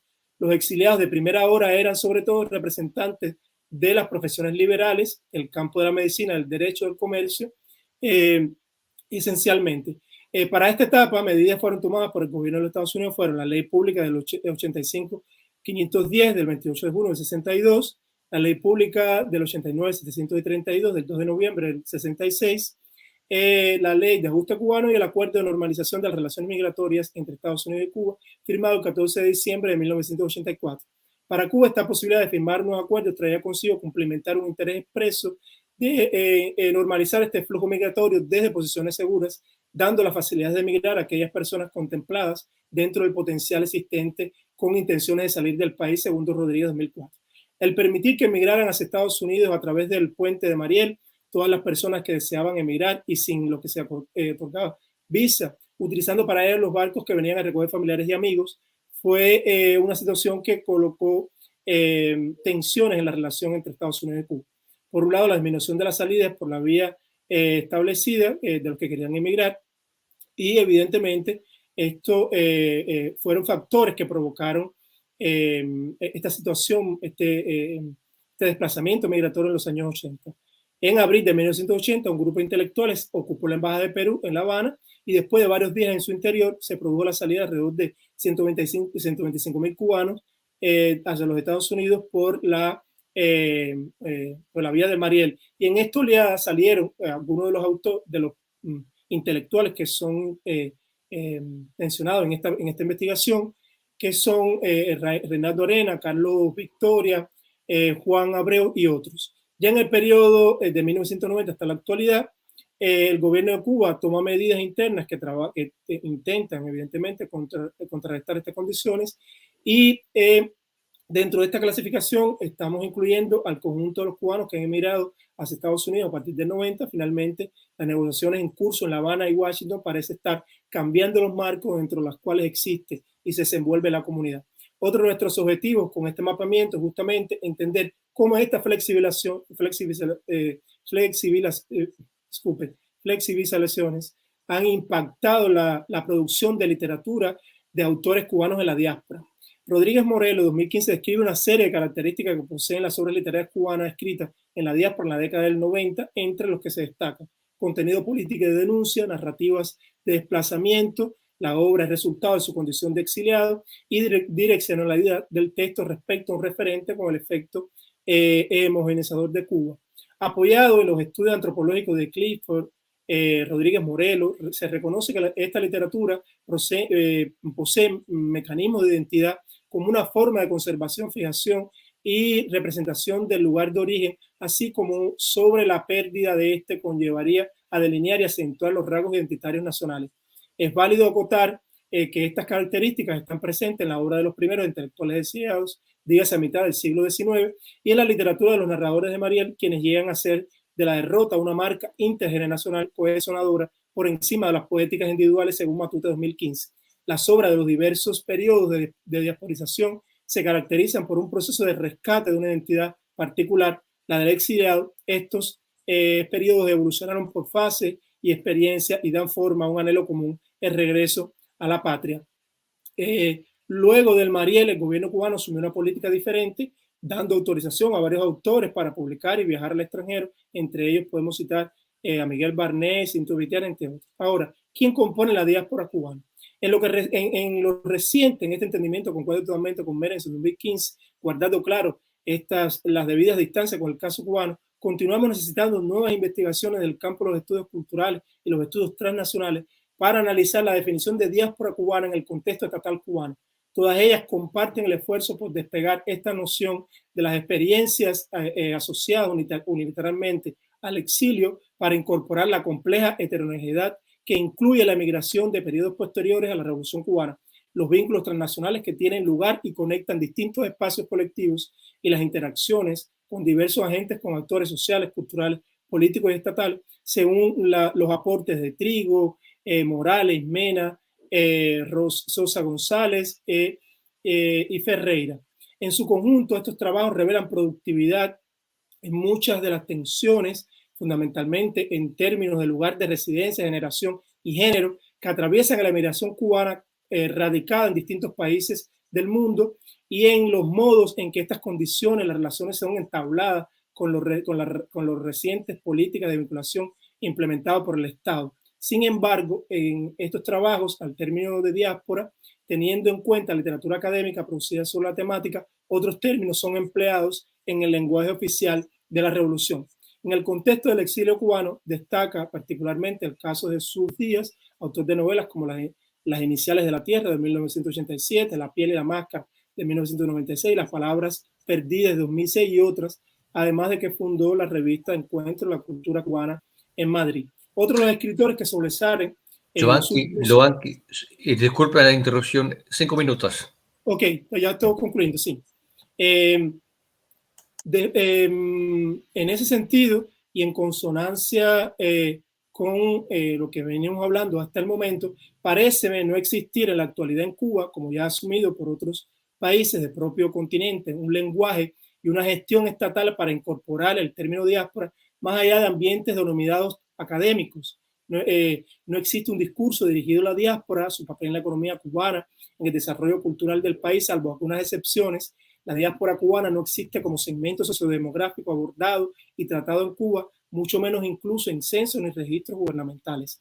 En consonancia con Mervyn, de este modo, en el lenguaje de la ciudadanía y con el auspicio de la acción estatal, diáspora oficia como un término de traducción que permite instalar en la escena global las tensiones del debate político local. Trama en las emociones, los compromisos recíprocos y las demandas consensuadas. Diáspora surge entonces como la categoría de la práctica que, aun cuando encuentra múltiples usos y sentidos, persigue siempre una última instancia, la agregación. Es en este punto que reside en cierta paradoja, ya que al mismo tiempo en que sus usos se explota la imprecisión del término que alude a un todo heterogéneo, plural y potencial, habilita las categorizaciones internas y las consecuentes distinciones que caben para los integrantes concretos. En este sentido, es importante resaltar el llamamiento en 2018 para la participación de los cubanos residentes en el exterior en el debate del proyecto de constitución, que fue un hecho inédito. Sabemos que, y justamente en el contexto en que se cumplían 40 años de las primeras pláticas entre representativos de los emigrados y el gobierno cubano, celebrada en noviembre de 1978.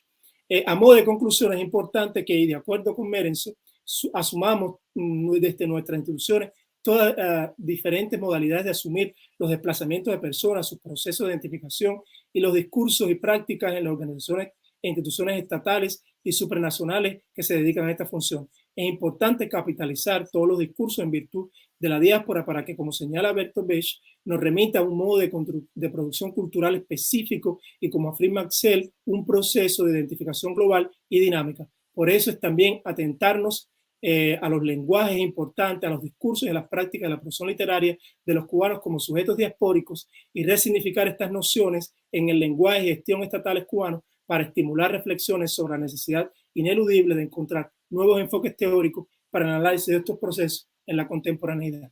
Muchas gracias. Bueno, muchísimas gracias, Joanqui. Sí, y pido disculpas por la interrupción. Gracias, muchas gracias. Ahora bien, me parece entonces que podemos pasar ahora a la grabación de Saída Capote Cruz, que no está aquí, pero nos ha enviado la grabación. ¿Está lista la grabación, Par? Sí. Ok, entonces pasamos ahí inmediatamente y luego regresamos para las preguntas y los comentarios. Gracias. Buenos días, buenas tardes. Como ustedes saben, yo voy a hablar sobre el ensayo y la crítica literarios de la diáspora. Este video lo estoy haciendo para evitar cualquier contratiempo, no vaya a ser que no pueda estar con ustedes en el momento en que me toque, así que les pido por favor que cualquier pregunta, cualquier comentario, se comuniquen por correo electrónico conmigo y así podemos continuar el intercambio. Quise presentar el índice ensayo y crítica de la diáspora porque este fue un proyecto que surgió de nuestra redacción del Diccionario de Obras Cubanas de Ensayo y Crítica. Este es un proyecto para poner a circular el legado de ese género en Cuba. y cuando llegó el momento de hacer el tercer tomo referido a la etapa posterior al triunfo de la revolución del año 59, nos dimos cuenta de que no teníamos conocimiento suficiente para escoger qué textos de la diáspora incluir. Y sí estábamos seguras de que queríamos incluirlos. Y digo, estoy hablando en plural porque me acompañó al comienzo de la investigación, me acompañó Cira Romero, la otra investigadora del Instituto de Literatura y Lingüística que participó conmigo y que se jubiló en el curso de la indagación. Entonces, como el instituto tiene esa visión, digamos, de amplia de ver los fenómenos en la historia, era importante compendiarlo todo para poder seleccionar qué textos eran los más notables que se pudieran haber incluido. Entonces yo les voy a hacer un bosquejo rápido acerca de algunos temas sobre los cuales tuvimos que pensar y con los que tropezamos en el camino, y mencionarles algunas obras quizás, si tengo tiempo. En primer lugar, como ustedes saben, fue al principio de los 90 que se empezó a poner a circular más ampliamente el tema de la producción cultural en general, pero en el tema de la escritura de la diáspora en Cuba, por Ambrosio Fornet, que hizo aquella selección para la Gaceta de Cuba de autores de la diáspora. Y después de eso, en un momento de impulso, fueron los años en que también el gobierno cubano empezó a llevar a cabo los encuentros La Nación y la Emigración. Se hicieron dos encuentros que fueron fundamentales en aquel momento para soñar lo que podía ser. Un encuentro llamado el Encuentro de Estocolmo, que se realizó en esa ciudad, se lo coordinó René Vázquez Díaz, y un encuentro que se llamó La Isla Entera y se realizó en Madrid, coordinado por Carlos Barbacha. La Sazón era agregado cultural de España en Cuba. Y hay que pensar, después de aquel momento, cómo nos enfrentamos hoy a esa búsqueda del ensayo de la diáspora, cómo organizarnos, o sea, cuáles son los dilemas que nos toca enfrentar, cómo trabajar con textos o con referencias que están en reservorios bibliográficos que por razones prácticas y políticas algunas, pero sobre todo prácticas, nos están vedados, cómo hacer investigación amplia de manera de tener una visión lo más completa posible. Bueno, nos fuimos organizando y logramos llegar a hacer un índice de unas 700 entradas, que yo creo que puede ser muy provechoso, no solo para el trabajo que lo quisimos hacer, que fue para incluir a algunos autores de la diáspora en el diccionario, sino para autores del futuro que quieran investigar géneros o momentos. O sea, a partir de ese magma, digamos, de información, se puede ir eligiendo algunas vías de investigación que pueden ser muy útiles, muy importantes en el futuro para entender mejor esa producción. Habíamos pensado hacer un índice analítico, creo que esto ya lo dije, pero realmente decidimos hacer un índice bibliográfico y punto, y escribir un ensayo introductorio, que es donde empezamos a pensar los temas sobre los que voy a hablarles, sobre los que estoy hablándoles hoy. Por ejemplo, ¿cómo llamar a esa producción?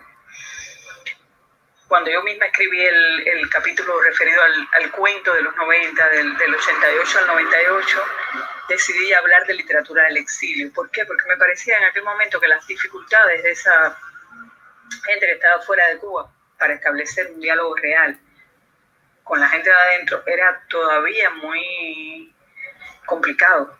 Las condiciones eran demasiado difíciles, diría yo. Entonces elegí hablar de eso, hablar de literatura del exilio. Había quien desde entonces hablaba de diáspora, hay quien habla de migración, pero a mí de migración me parece un término más claramente legal. Entonces, como el nombre no solo es un apelativo, sino que es una definición también, en aquel momento no me parecía, pero ahora creo que con esta... Bueno, yo soñaba con que ya a estas alturas hubiera una especie de migración circular, pero la historia de esta es taruda y no ha podido ser. Pero de hecho sí hay una mayor conexión real entre la diáspora y el interior de Cuba. Hay más posibilidad de visitas, hay más supervisión de la realidad cubana, más claramente visible. Es algo que en los últimos tiempos han probado. Y me parece que eso es importante. Acerca del término diáspora, recuerden que Bauman comenta que de tanto usarse puede conllevar una cierta disolución. Y es cierto, pero en este momento me parece que es útil porque habla también de una cierta heterogeneidad. No es algo que sea un bloque específico, sino que muchas maneras de estar en la diáspora y muchas maneras de elaborar esa pertenencia en términos culturales, en términos de escritura. Entonces, nuestro índice quiere entender en primer lugar esa producción para traducirla, digamos, a los lectores en Cuba, llevarlas al esquema de explicación más evidente, digamos, que es el del diccionario. Y por eso lo asumimos así. Yo siempre pienso en la diáspora como un tema problemático. ¿En qué sentido? En el sentido de que la vida cambia. Entonces, esto de hablar del autor y la obra en términos, digamos, geográficos o geopolíticos es complicado. Por ejemplo, pensemos en dos autores como Jesús Díaz y Lisandro Otero. Ambos estaban fuera de Cuba en los años 90. En aquel momento hubiéramos escrito algo sobre este tema, hubiéramos hablado de escritores de la diáspora en ambos casos. Sin embargo, Lisandro vino a morir a Cuba, Jesús no, Jesús murió en Madrid. Entonces, eso cambia radicalmente la manera en que leemos a uno y otro desde la perspectiva de si son o no son autores de la diáspora. Eso me parece un dilema interesante, algo en lo que hay que seguir pensando, porque es difícil de establecer algo que se parezca a una metodología clara y constante, que la realidad no esté todo el tiempo interpelando y todo el tiempo obligando a cambiar. Igual pasa con el tema del idioma. Si pensamos en el tema del idioma, hay muchos autores, sobre todo cubanoamericanos, que escriben en inglés o publican en inglés, y el tema de la discusión de si aceptar o no esos autores o esas obras como parte de la literatura cubana está muy, muy vigente. Sin embargo, podemos decir que sí, pensando la cultura cubana como algo amplio. Sin embargo, pensemos en alguien que está escribiendo en Hungría, en húngaro. Ese autor esa obra nunca va a tener la misma capacidad de circulación, de traducción, de cercanía, de vecindad con los lectores cubanos que la otra escrita en inglés. Entonces, el tema de la lengua tampoco es un tema que se puede tomar a la ligera y son temas en los que hay que seguir pensando a pesar de que el trabajo avance. Y mientras el trabajo avanza, ya saben, Stuart Hall dijo que la cultura era producción y la producción se hace en un contexto específico. Y pensar la diáspora como una unidad discernible, pasible de ser descrita o de ser definida, es también, yo creo, una ilusión. Porque la diáspora es heterogénea, tiene sus momentos, tiene sus tensiones internas, sus tensiones hacia el exterior, y creo que valdría la pena estudiarla precisamente en toda su complejidad. Nosotras reunimos en el índice textos que van de 1961 a 2019 y sumando, o sea, todo lo que va llegando antes de publicarlo, pensamos publicarlo pronto, va a incluirse, porque inicialmente habíamos acotado más el tiempo, pero no tiene sentido, no sabemos, bueno, todos los que nos dedicamos a estas cosas sabemos que no tienen mucho sentido. Entonces hay, sobre todo los temas importantes son reflexiones sobre la identidad y la cultura cubana, reflexiones sobre unas visiones panorámicas de la producción de la literatura cubana, pero también de la literatura específica de la diáspora, y la discusión de la identidad cubana en contacto con esa otra realidad de la diáspora o hacia el pasado, cómo rescatar hilos conductores, y ahí el tema de la presencia de Martí es muy importante. Martí es un tema recurrente en estos textos, porque siempre que se pregunta qué es lo cubano, bueno, Martí está ahí como un hilo visible. Entonces, está también, mucho menos, pero está también la evaluación de la producción cubana como parte de un mundo más amplio como América Latina o el Caribe, por ejemplo. Y en este caso se podría destacar el texto La isla que se repite de Antonio Benítez Rojo, que es ilustrativo de esa amplitud de miras, digamos, que lee la economía de plantación de la cuenca del Caribe y cómo eso influye en cómo ubica a Cuba dentro de ese continuum, discontinuum, mezcolanza, etcétera, lo que es el Caribe. Y es muy interesante. A mí me llamó mucho la atención leyéndolo, pensándolo así como para el diccionario, porque el libro de Benítez es un libro que ha circulado mucho, es un libro que se ha leído mucho, es un libro muy bien considerado en la academia establecida. Sin embargo, a pesar de su potencia intelectual, es un libro que se permite algunos deslices que a mí me parecen poco serios. Y ahí tiene que ver con otra condición que sobrevuela, que condiciona hasta cierto punto la escritura del ensayo y la crítica de la diáspora, es el tema político. O sea, cuando Benítez, que hace unas lecturas espléndidas de temas y aprovecha también mucho de los ensayistas precedentes del ámbito caribeño, a Ortiz, a Carpentier, a Lisson, cuando va a leer autores específicos como Carpentier o Nicolás Guillén, ahí, como decimos nosotros, se le va la Catalina. Y entonces, para hablar de Guillén, por ejemplo, dice que la historia de Cuba es una gran lombriz solitaria, que Guillén es un farsante, lo que dice más o menos. Cuando va a hablar de Carpentier, reproduce la tesis de González Echevarría acerca de que Carpentier también es un mentiroso. Entonces, a mí me parece que igual esto de la historia de Cuba como una gran lombriz solitaria puede ser un hallazgo a nivel metafórico, no lo discuto, pero ya como hipótesis de explicación de la realidad deja mucho que desear. Entonces, son pequeños detalles que hacen que se establezca también una distancia, creo yo, entre zonas de intelección, o sea, cómo se lee estos textos fuera de Cuba, cómo se leen dentro. Eso es otro asunto que puede tener una dificultad en los ajustes, ¿no? Entonces, el tema de la identidad también está muy en discusión en cuanto a definir la identidad específica de esa comunidad. Y aquí, sobre todo, cuando hablamos de comunidad, por supuesto, se refiere sobre todo a los autores que viven en Estados Unidos, porque son la mayor comunidad de emigrados cubanos, pero también porque tienen un nivel de pensarse como comunidad que quizás falta en otros lados, ¿no?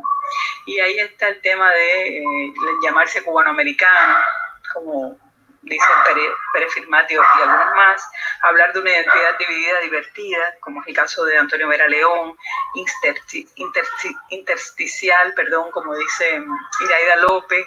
Eliana Rivero se autodefine como fronterisleña. Y ya en términos más específicos, por ejemplo, Ruth Beard, que habla de Yuan, Emilio Vejel, que trabaja Gay Cuban Nation, y otros que son menos específicos, sino que buscan una amplitud mayor, como La Gran Cuba de Ana López. Entonces, sobre este término de Gran Cuba, Lilian Mansora ha explicado cómo Cuba excede sus fronteras y cómo la comunidad que está en la diáspora es una fuerza que va a influir las transformaciones al interior de Cuba. Eso es interesante, es una visión muy cargada de sentido y que, aun cuando no se refiere específicamente a la literatura, nos sirve mucho para entender esa dificultad, digamos, para definir, para alentar una explicación de la realidad. Es importante también pensar en términos, porque en lo que hablaba antes de la relación de Cuba con sus emigrados, porque hay un nivel de supervisión mucho más amplio en estos tiempos de los que había antes. Entonces eso es otro dato que hay que tener en cuenta, de supervisión, digo, desde afuera sobre las cosas que están pasando en Cuba. Entonces esta intrincada trama de subjetividades que es complicada. Y la literatura del exilio se hace eco, digamos, de esa complejidad. Yo mencionaba antes a Antonio Benítez Rojo. Hay textos también como los de Reinaldo Arenas sobre la literatura del exilio, que dice claramente que la literatura cubana dentro de Cuba no existe, que ya todos los grandes autores salieron al exilio. Hay lecturas que pretenden ser culturales y terminan siendo muy políticas. Y aquí es importante porque hay pocos trabajos que sean eficientes a nivel de crítica literaria sin centrarse o sin hacer algo central de la discusión política. Y en ese caso yo siempre recuerdo el de Julio de Miranda, Nueva Literatura Cubana. Es excelente, es un trabajo muy bueno. Y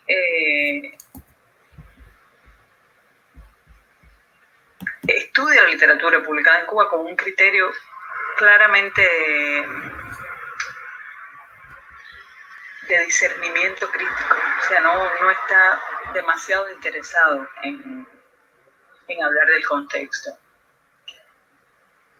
Yo había mencionado Benítez, Miranda. Existe también este libro de Waldo Perecina que habla de este tema de la disfuncionalidad de la vecindad de la política con lo crítico, con lo estético. Y hay otros autores, por ejemplo Iván de la Nuez, que en su último libro, en Cubantropía, niega el vínculo entre la cultura y el territorio. O sea, ya la cultura cubana es algo que está completamente desligado de la isla. Y el caso de excesivo, quizá, de Ernesto Hernández Justo, que en Inventario de Saldos llevó a tal nivel la vulgarización de la crítica literaria que Rafael Rojas le llamó la atención acerca de que su libro era la construcción de un monumento a la aridez y el dogmatismo. O sea, lo que sabemos, quienes hemos vivido un poco, en todas partes cuecen habas.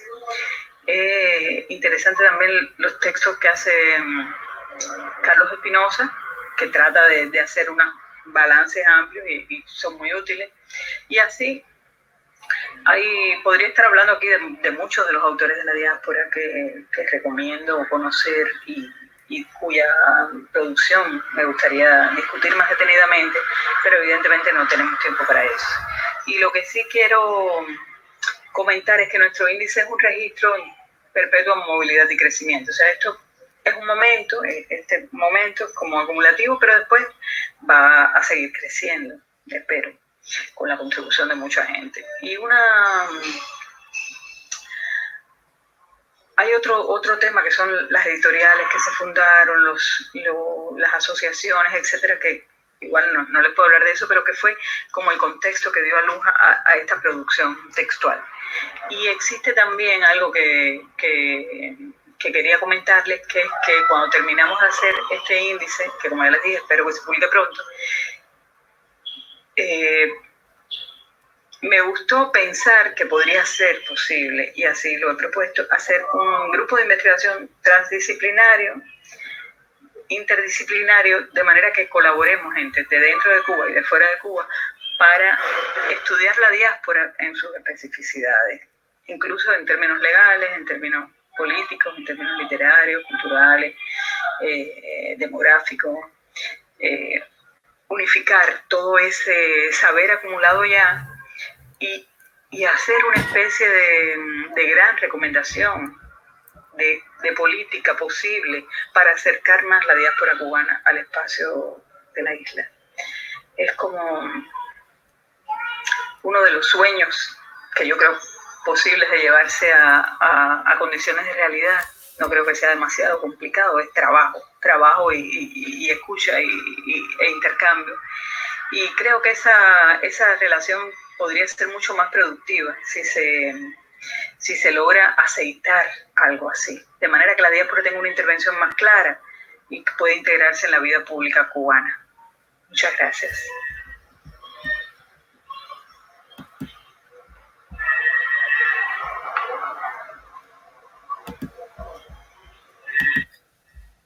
Bueno, ya. Okay. Right, we have now finished the 3 presentations, so we have 25 minutes, 25 minutos en total para preguntas, comentarios, etc. un comentario inicial que quiero decir primero es que estas tres ponencias realmente tienen una coherencia entre sí porque todas realmente abarcaron la idea de la diáspora en términos de tal como es y no como debería ser. Entonces, siguiendo lo que nos dijo el primer día, Guillermo Grenier, nos dijo muchísimo de la complejidad de la diáspora en cuanto a la política, y entonces ahora tenemos una visión aquí, tres visiones más también siguiendo esta ruta. Ok, that's enough for me. Podemos plantear preguntas o comentarios en español o en inglés. Arturo habla perfectamente español, entonces no hay problema. Ok. Invito preguntas o comentarios. Primera. Sí, por favor. Por favor. Es para cualquiera de los tres, aunque no esté Zaida. Me gustó mucho su ponencia. Lo encontré curioso que llegó al tema político bastante tarde en su ponencia, porque esa es la pregunta mía. Me parece que la diáspora sufre de una sobredeterminación política ideológica de las dos partes. Y aunque... Bueno, sí, lo voy a dejar así y solamente para saber sus comentarios, Arturo o Yoanqui. Esa sobredeterminación ideológica política, que es un tema complejo. No sé si quieren responder. O lo dejamos para después, Tony. ¿Estás ahí? ¿Quién quiere responder primero? ¿Arturo, Yoanqui o ninguno? Yoanqui, si quiere. Ok, yo en ese sentido me gustaría hacer varios comentarios y de cualquier manera esa respuesta más en el orden personal como cubano sobre todo. Yo puedo decir, por ejemplo, que muchas de las cuestiones que Zaida apuntó y que, como bien dijo Tony, se encuentran realmente, muchas de las cuestiones que ella había dicho, ella lo dijo de alguna manera, ¿no es? También yo creo que en el caso, sobre todo el caso cubano, y este encuentro nos ha hecho ver que todos nuestros objetos de pesquisa ellos tienen una complejidad adicional, sobre todo cuando del caso cubano estamos hablando.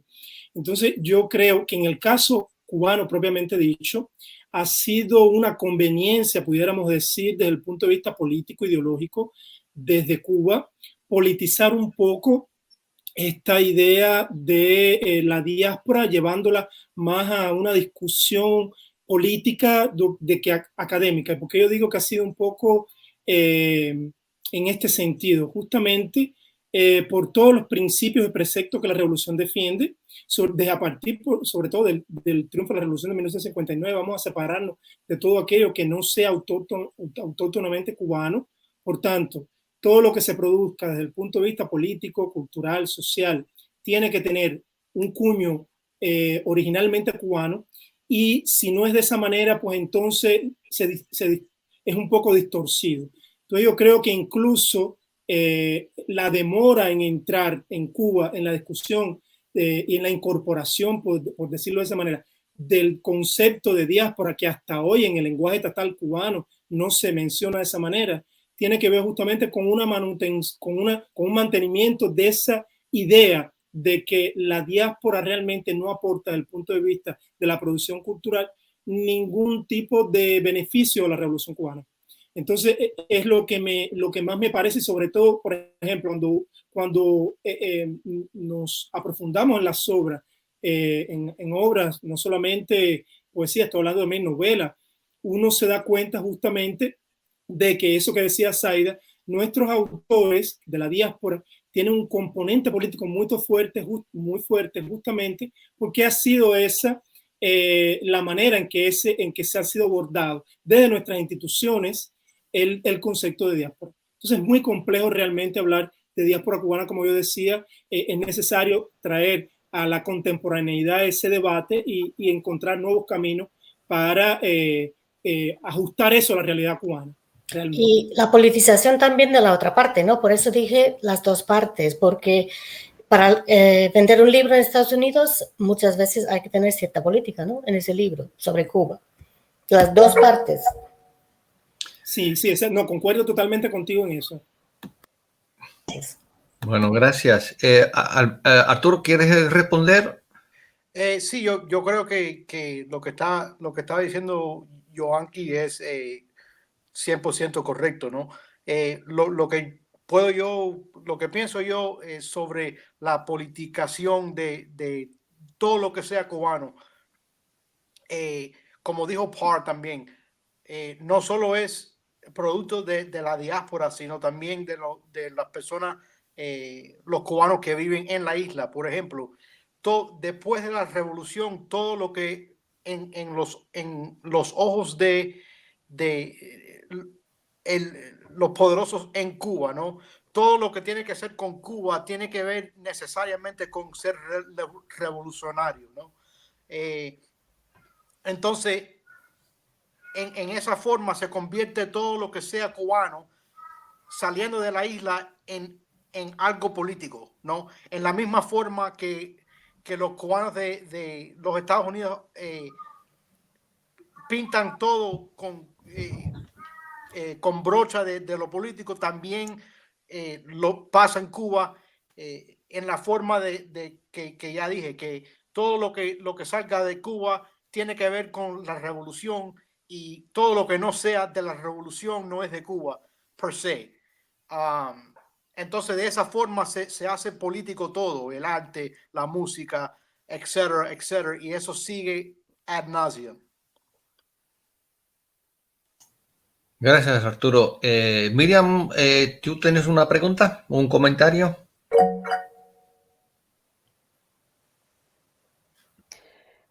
Aunque no es comparación,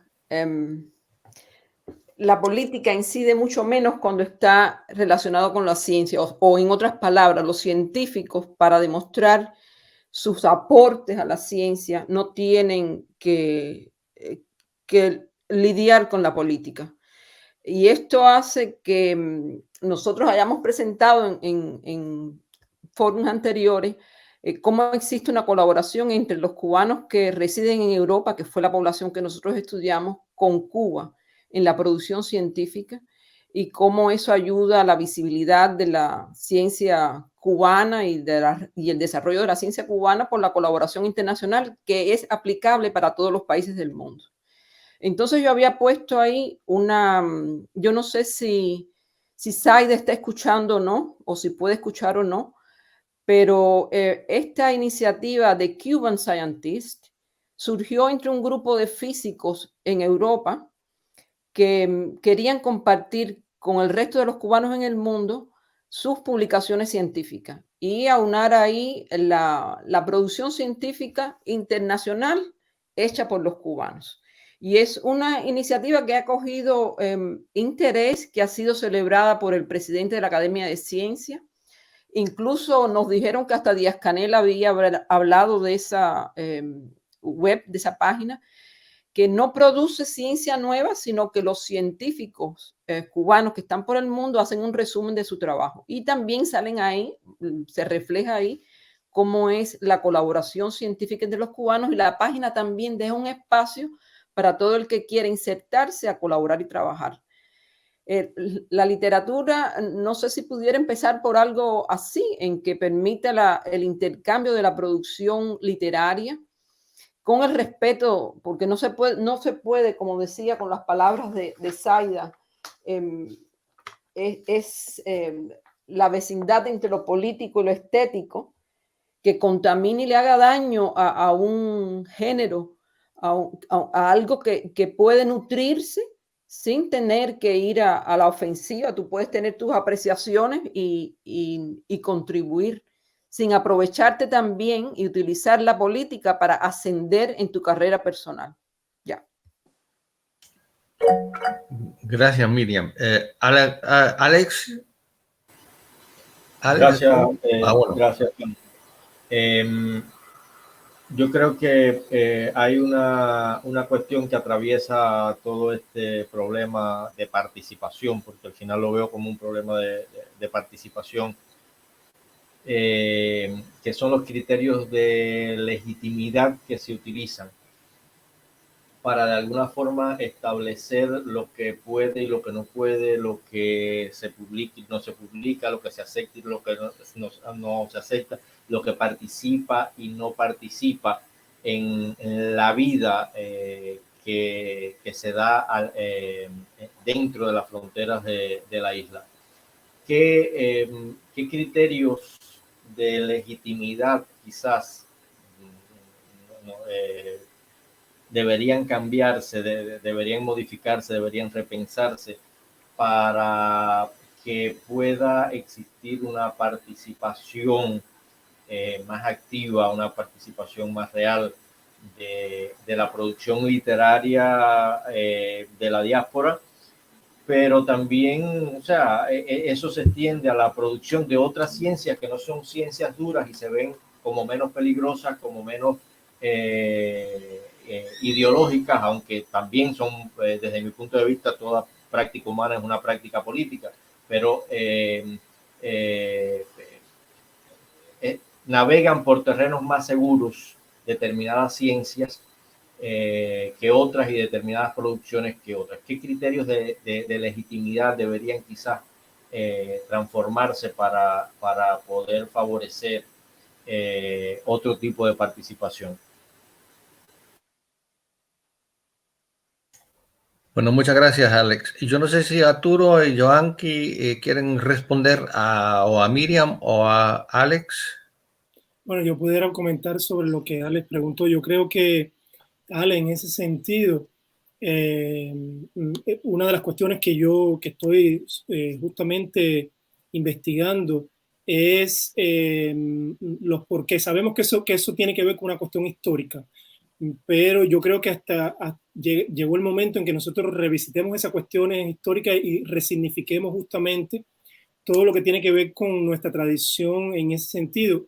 Y por ejemplo, voy a colocar sobre un ejemplo que incluso yo hablé en las conclusiones de mi ponencia hoy, y tiene que ver con entender los beneficios que puede traer para Cuba en todas las áreas. Ya no estoy hablando de la producción literaria, que es mucho más mi campo de estudio, estoy hablando en todas las áreas, que tiene que ver con, por ejemplo, con los beneficios que puede traer establecer una relación con la diáspora. Y cuando yo creo que se me olvidó decirlo en mi presentación, por ejemplo, yo había dicho que en el 2018 fue la primera vez, y por eso se reconoce a sí mismo, incluso por las instituciones cubanas, que fue después de 40 años la primera acción que desde el punto de vista de aproximación entre las comunidades fuera de Cuba tuvo el gobierno cubano, que fue justamente solicitar opiniones sobre las modificaciones en nuestra Carta Magna. Entonces, eso es un elemento, por ejemplo, que que Cuba podría abrirse más. Claro que es complejo, no estoy diciendo que no es complejo, y sabemos que históricamente existen ciertas y determinadas reservas con eso, pero podría ser, por ejemplo, cómo los cubanos que viven fuera de Cuba pudieran insertarse también si no en la toma de decisiones, por ejemplo, sí en aportar opiniones sobre los principales procesos desde el punto de vista político, desde el punto de vista cultural y desde el punto de vista social que la isla coloca. Entonces, yo creo que eso sería una de las maneras. Primero, aceptar eso. Segundo, crear tal vez, o de las instituciones que ya tenemos creadas, abrir un abanico que nos permita justamente entrar en contacto con otras instituciones fuera de Cuba que se dedican a hacer este tipo de trabajo, ¿no es? De un poco sistematizar el conocimiento, la producción de saber de los cubanos fuera de la isla, de cómo eso de alguna manera recoge el sentir de esos intelectuales en el orden general de lo que se produce fuera de Cuba, fuera de Cuba sobre la isla. Yo creo que sería también una manera de capitalizar un poco esas cuestiones que hoy se producen. Entonces, podrían ser muchas cosas, pero lo que yo creo que fundamentalmente habría que desde el punto de vista nuestro, realizar es tener una voluntad justamente de que sea un proyecto que dé cierto, investir en ese proyecto desde el punto de vista no solamente económico, pero sí también político. Yo creo que sería comenzar por ahí, quizás hacer un levantamiento, quizás ver la disponibilidad incluso. Por ejemplo, ese ejemplo que puso Miriam sobre cómo en un lugar se pueden aunar las producciones de los cubanos que están por el mundo. Eso pudiera ser también una iniciativa cubana. O sea, son varios elementos que están en discusión, que pudieran entrar en discusión, pero que no creo que sea una cosa que sea imposible realizar. Creo que un poco de voluntad política nos ayudaría a concretar eso. Gracias, Joanqui. Arturo, ¿tú quieres responder a uno de los dos? No, yo creo que ya Joanqui, ya más o menos. Ok, gracias. Nótese que hay una nota aquí de María de los Ángeles. Dice que, bueno, es que todas las preguntas que siempre se te hacen en el extranjero inicia siempre como las posturas políticas. Ejemplo, la entrevista realizada a Padura por TV Cultura en el Brasil. Y ya. ¿Hay otra pregunta, otro comentario de alguien? No. Ok. Bueno, me parece. Sí, yo creo que sí, ¿no? ¿Puedo interrumpir? Sí. Te veo. Te veo ahora, sí. Ok. No, bueno, no me ves. Ahora me ves. Como vamos entrando en la última sesión, gracias por estas ponencias, este panel que por casualidad tuvo muchas conexiones. Vamos a entrar en la siguiente, la última, sobre la mujer. Pero antes de que pasamos a esa sesión, quiero darles las gracias a todos por haber participado en los últimos 4 días. Quiero decirles que si no, bueno, ustedes serán miembros del Cuba Research Forum. Es gratis, no hay que pagar nada. Es simplemente mandarme un correo, lo voy a poner en el chat. Y estamos en Facebook, Cuba Research Forum. Este año, a pesar de todas las circunstancias, y hemos tenido no sé cuántas personas enfermas en este momento que han podido cumplir con su compromiso con nosotros. Ha sido maravilloso, espectacular. Gracias a todos ustedes. Y ya sé que ha cansado bastante, pero ha sido intenso y muy interesante y también nos saca un poco de la realidad nuestra, ¿no? Donde estemos. Entonces, todo esto se va a poner en YouTube para los que no pudieron estar en vivo.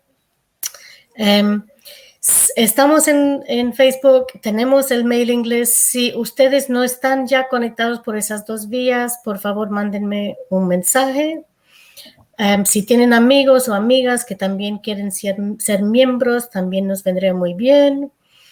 Gracias a ustedes.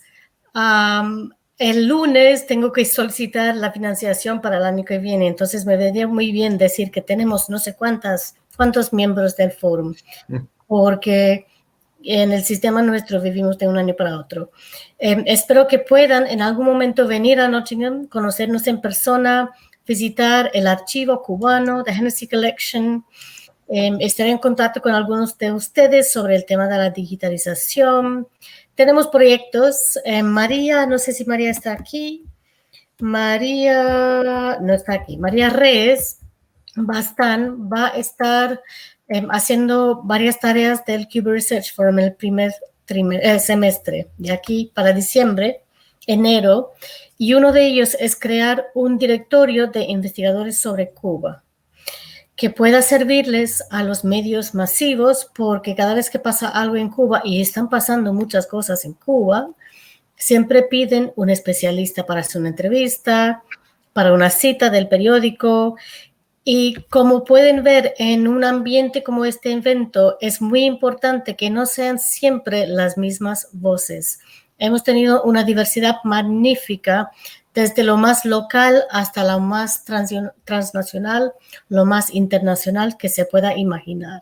Y ahí reside la verdad, ¿no? En esos intercambios. Entonces, será por el mailing list, el email, que yo les voy a invitar a formar parte de ese directorio de investigadores sobre Cuba. Les voy a pedir que me digan qué lenguas hablan, etcétera, para luego ponerlo en la página web del centro. Y los periodistas me lo están pidiendo, que siempre siempre acuden a las mismas personas. Y yo creo que hay muchas opiniones sobre Cuba, como hemos visto. Entonces, es eso, darles las gracias a ustedes. Realmente ha sido muy, muy interesante. Nos ha refrescado un poco nuestro contacto con Cuba y con cubanos. En los videos se escucha, bueno, en el video de Zaida se escuchaba el vedado claramente. Pero cuídense mucho, quédense por favor para el concierto que empieza después de esta sesión. Y por favor, pónganse en contacto para cualquier cosa. Aquí estamos a su disposición. Muchas gracias. Y gracias igualmente de mi parte. Par dirige la última sesión, ¿no? Tú diriges eso. Y si quieres, Evie, en lugar de esperar un poquito más, podemos empezar. ¿Estás aquí? ¿Estás lista? Would you mind if I just stop the recording for a second? You can do that. Okay, let's wait. Vamos a esperar un par de minutos. Just a couple of minutes and I should have it sorted. Thanks. No problem at all. So, Evie, in a couple of minutes, would you be ready to start? Yes, I'm here and I'm